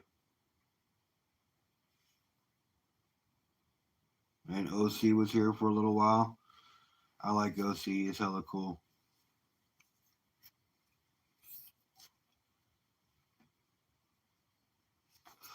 But so is everybody in my chat. You're all hella cool. Everybody. All of you guys. You're all equally awesome. You're all part of Humble's heroes. All of you guys.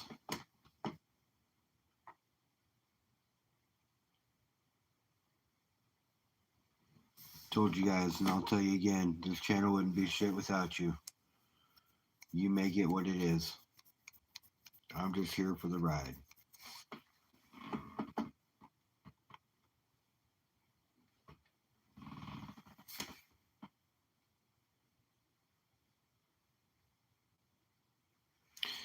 Why do you smell like venison jerky? Were you eating venison jerky?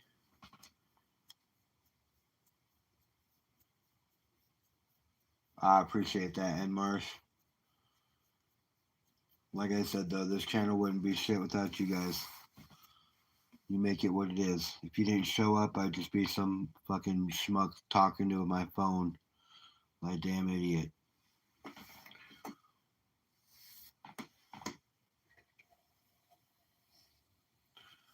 Like I said, you guys make it what it is.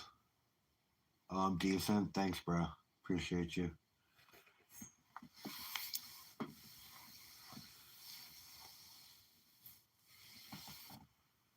And if you guys ever want to watch the most mediocre coin roll hunter on the YouTube, just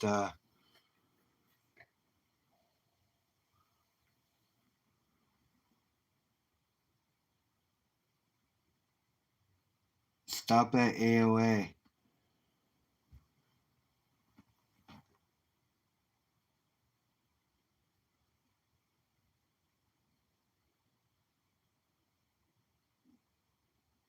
You just ripped one of your dog woke up ready to pounce something? That's funny.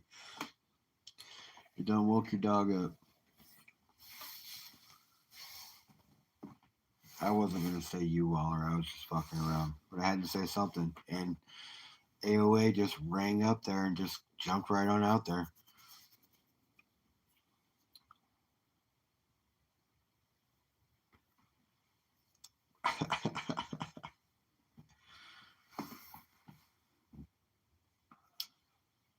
Nah, I appreciate you guys. Like I said, you guys helped this channel grow to what it is. Who'd have thought I'd ever be close to 600 subscribers?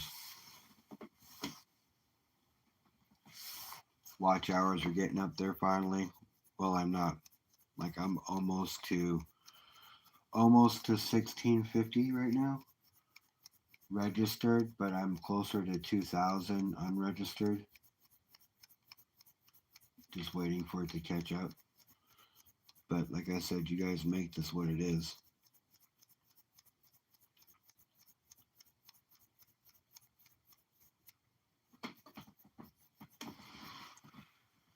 That's funny. Your dog woke up ready to pound something, Kings.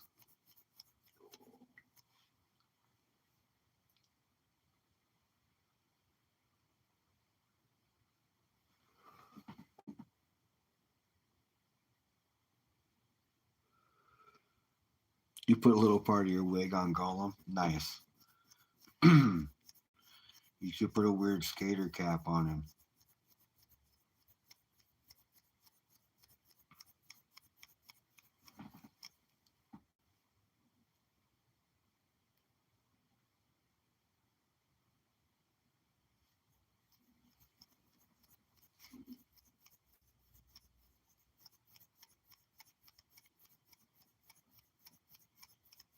and then hold him over smoke for about 45 straight hours of just smoke right over the top of his face. See if that does anything with the withering. And you would be spot on, my friend. Weirder. No, he's making a depiction of somebody.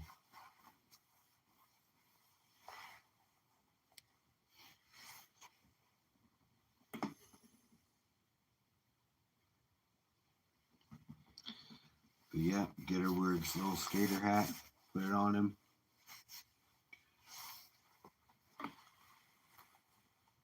Hair coming down the side of the face or head on both sides.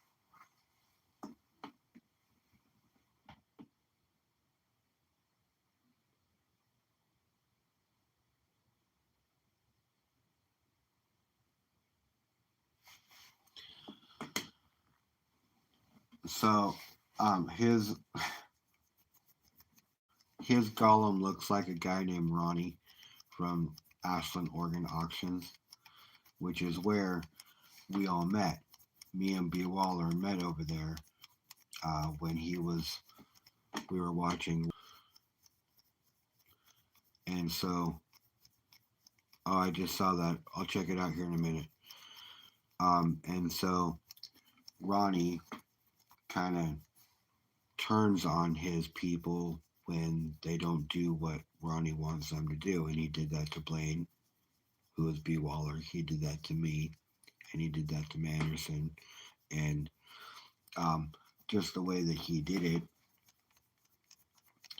kind of made everybody closer and talk to each other because we all had something in common. Like the way you drink the Kool-Aid over there, you're out. You know what I mean? So we stopped drinking the Kool-Aid and then we were out.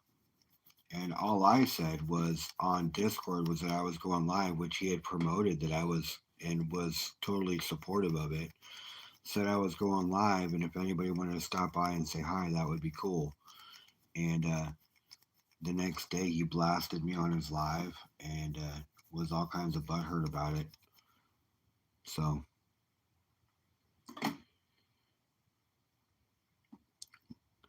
I love my cute little dog. She's not the brightest bulb in the toolbox, but she's always down to attack something, and she loves me unconditionally. I like purple. Sounds like a good dog.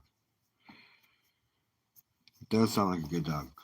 But that person, his name is Ronnie, and the golem kind of looks just like him. And if you put a skater cap on him and put hair coming down the side of his head on each side, he would pretty much look like Ronnie. 10 Shades of Nuts. Yeah, 10 Shades of Nuts is right. It is remarkable how close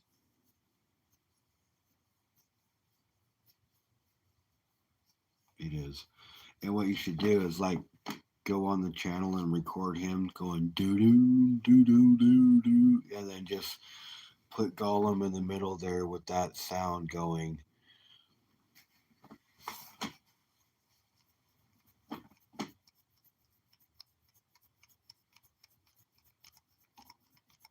Yeah, that would be funny, dude. That would be funny.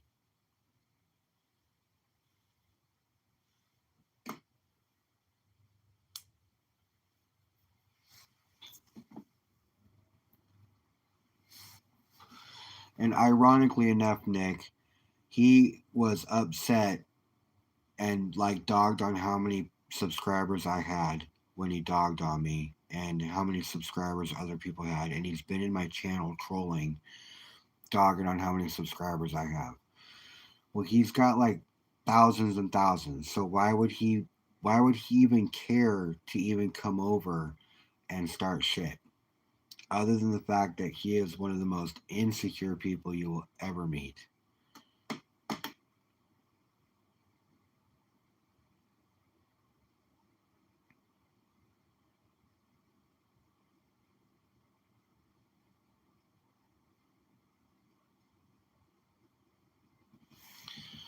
Yeah, he's just that way.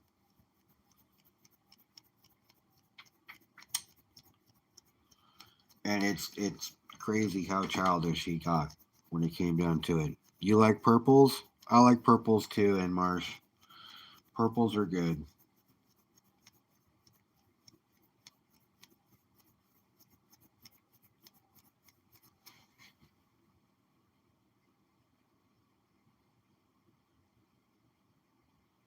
Yes.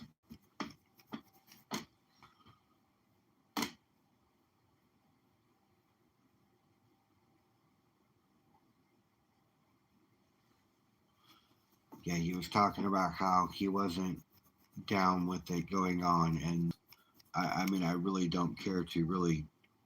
I mean, his channel is big. That's cool. How he got there, I don't know, but I can tell you that the numbers show the numbers.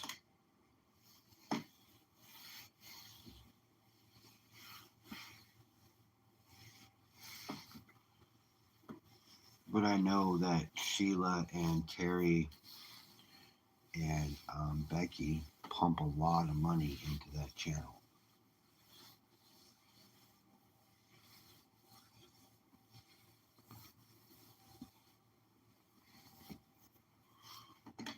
So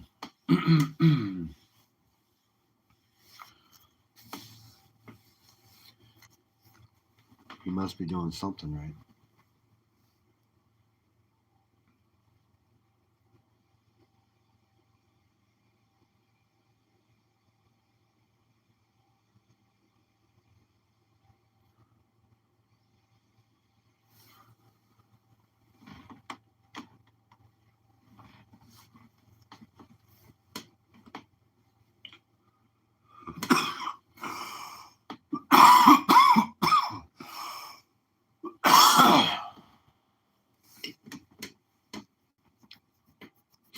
And I think a lot is kind of an understatement when you think about it because of how much, especially at the end before I left, how much money all three of those girls were throwing into the ring on a nightly basis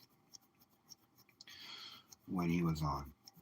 Like Sundays when he was doing Sundays, Wednesdays, Thursday, Friday, Saturday, but it was like taking 2 days off.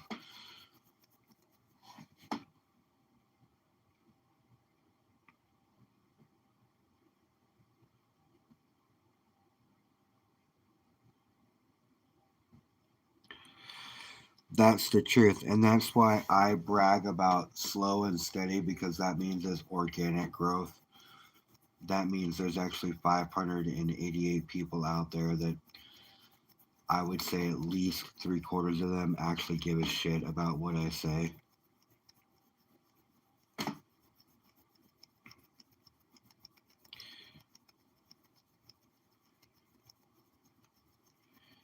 Got sprayed with ice.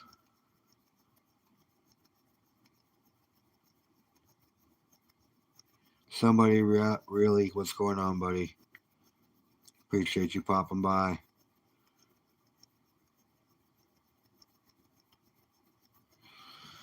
Yeah, I just it has been a slim margin thing. I've got, I'm not shooting to get, monetized, but I'll be honest with you, would it be cool if I did? Yes, that would be badass. But I wouldn't be doing it for money. I would be doing it so I could do more.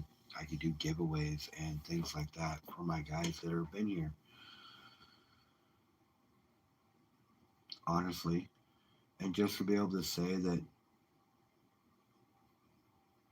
I earned money passively just by something that is my passion is pretty cool. Like you, Waller. You put all your money that you make on a monthly basis, I'm sure, into your channel for giveaways.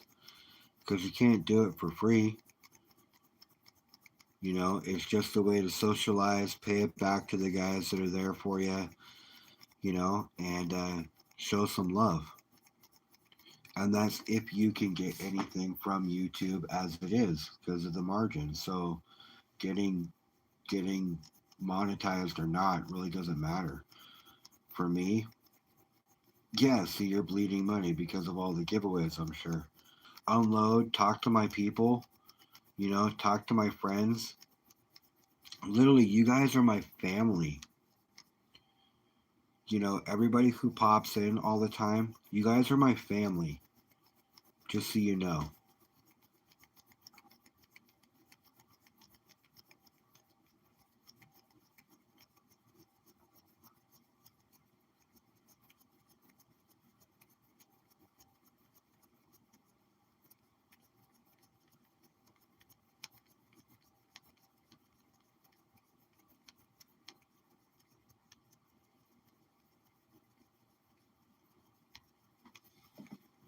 You get 70%, YouTube takes 30%.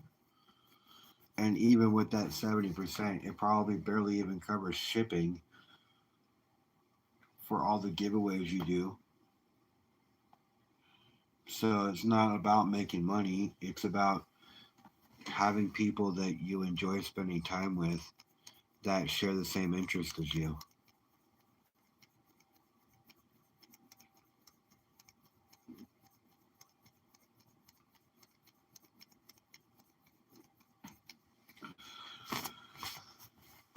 That's how I look at it.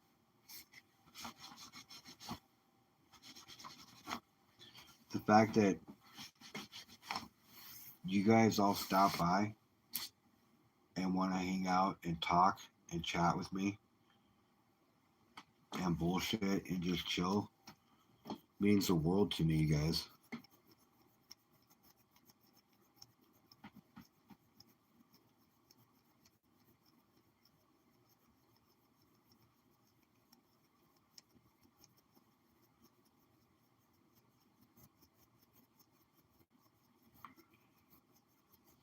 Purple. Purple. That purple. What flavor you want? I want purple. What flavor you want? I want orange. You got some red?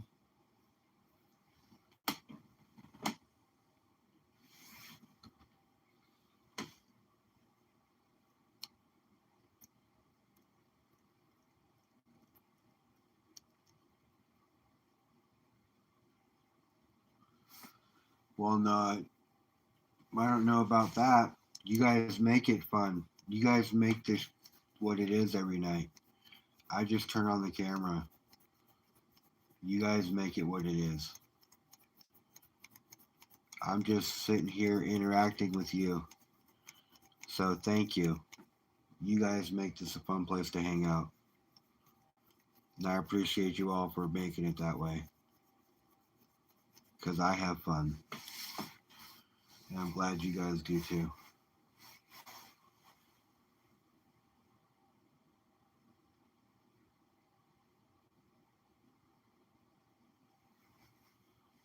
With that being said, we're pushing 4 hours.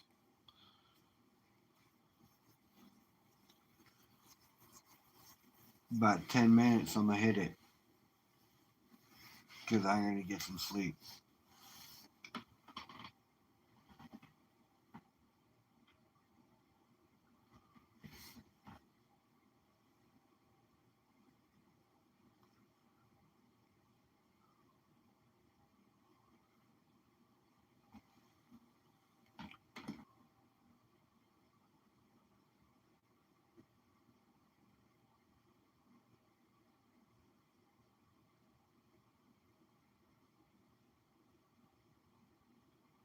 Well, that's good, Richard. I'm glad we get them laugh every once in a while.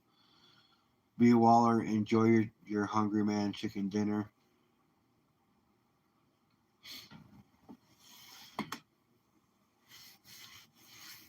Find a movie, Kings. Enjoy. Have a great night. I was in the pool. I was in the pool.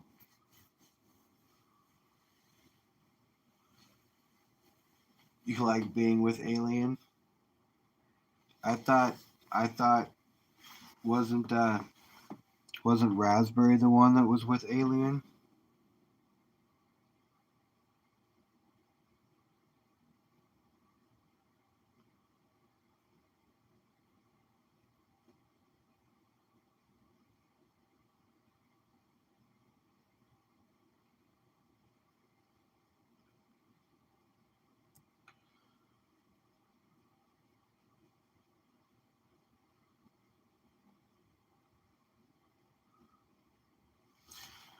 Okay, so if it wasn't meant to be funny, Kings, what do you mean by it?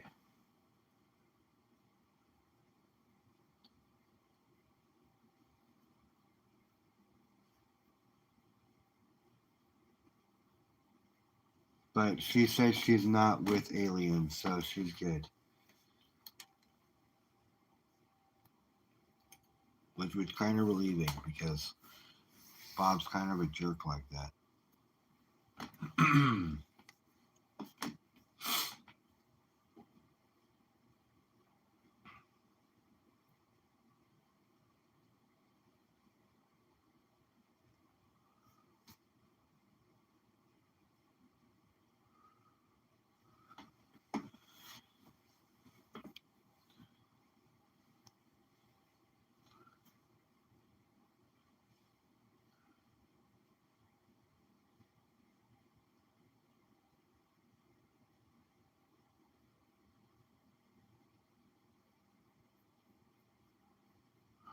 When she started with the bloody thing. Yeah.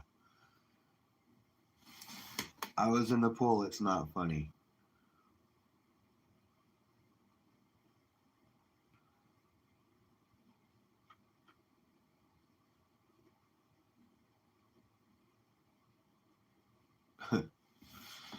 Alright, you guys, I'm gonna split. It's bedtime for Humble. I gotta work tomorrow. Then I'm gonna go get the kiddos.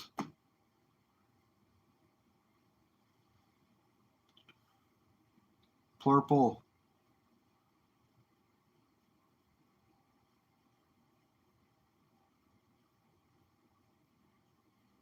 Night, bro. I'll talk to you guys all later. Night, Nick. You guys remember, come across the right deal. Stack what you can where you can.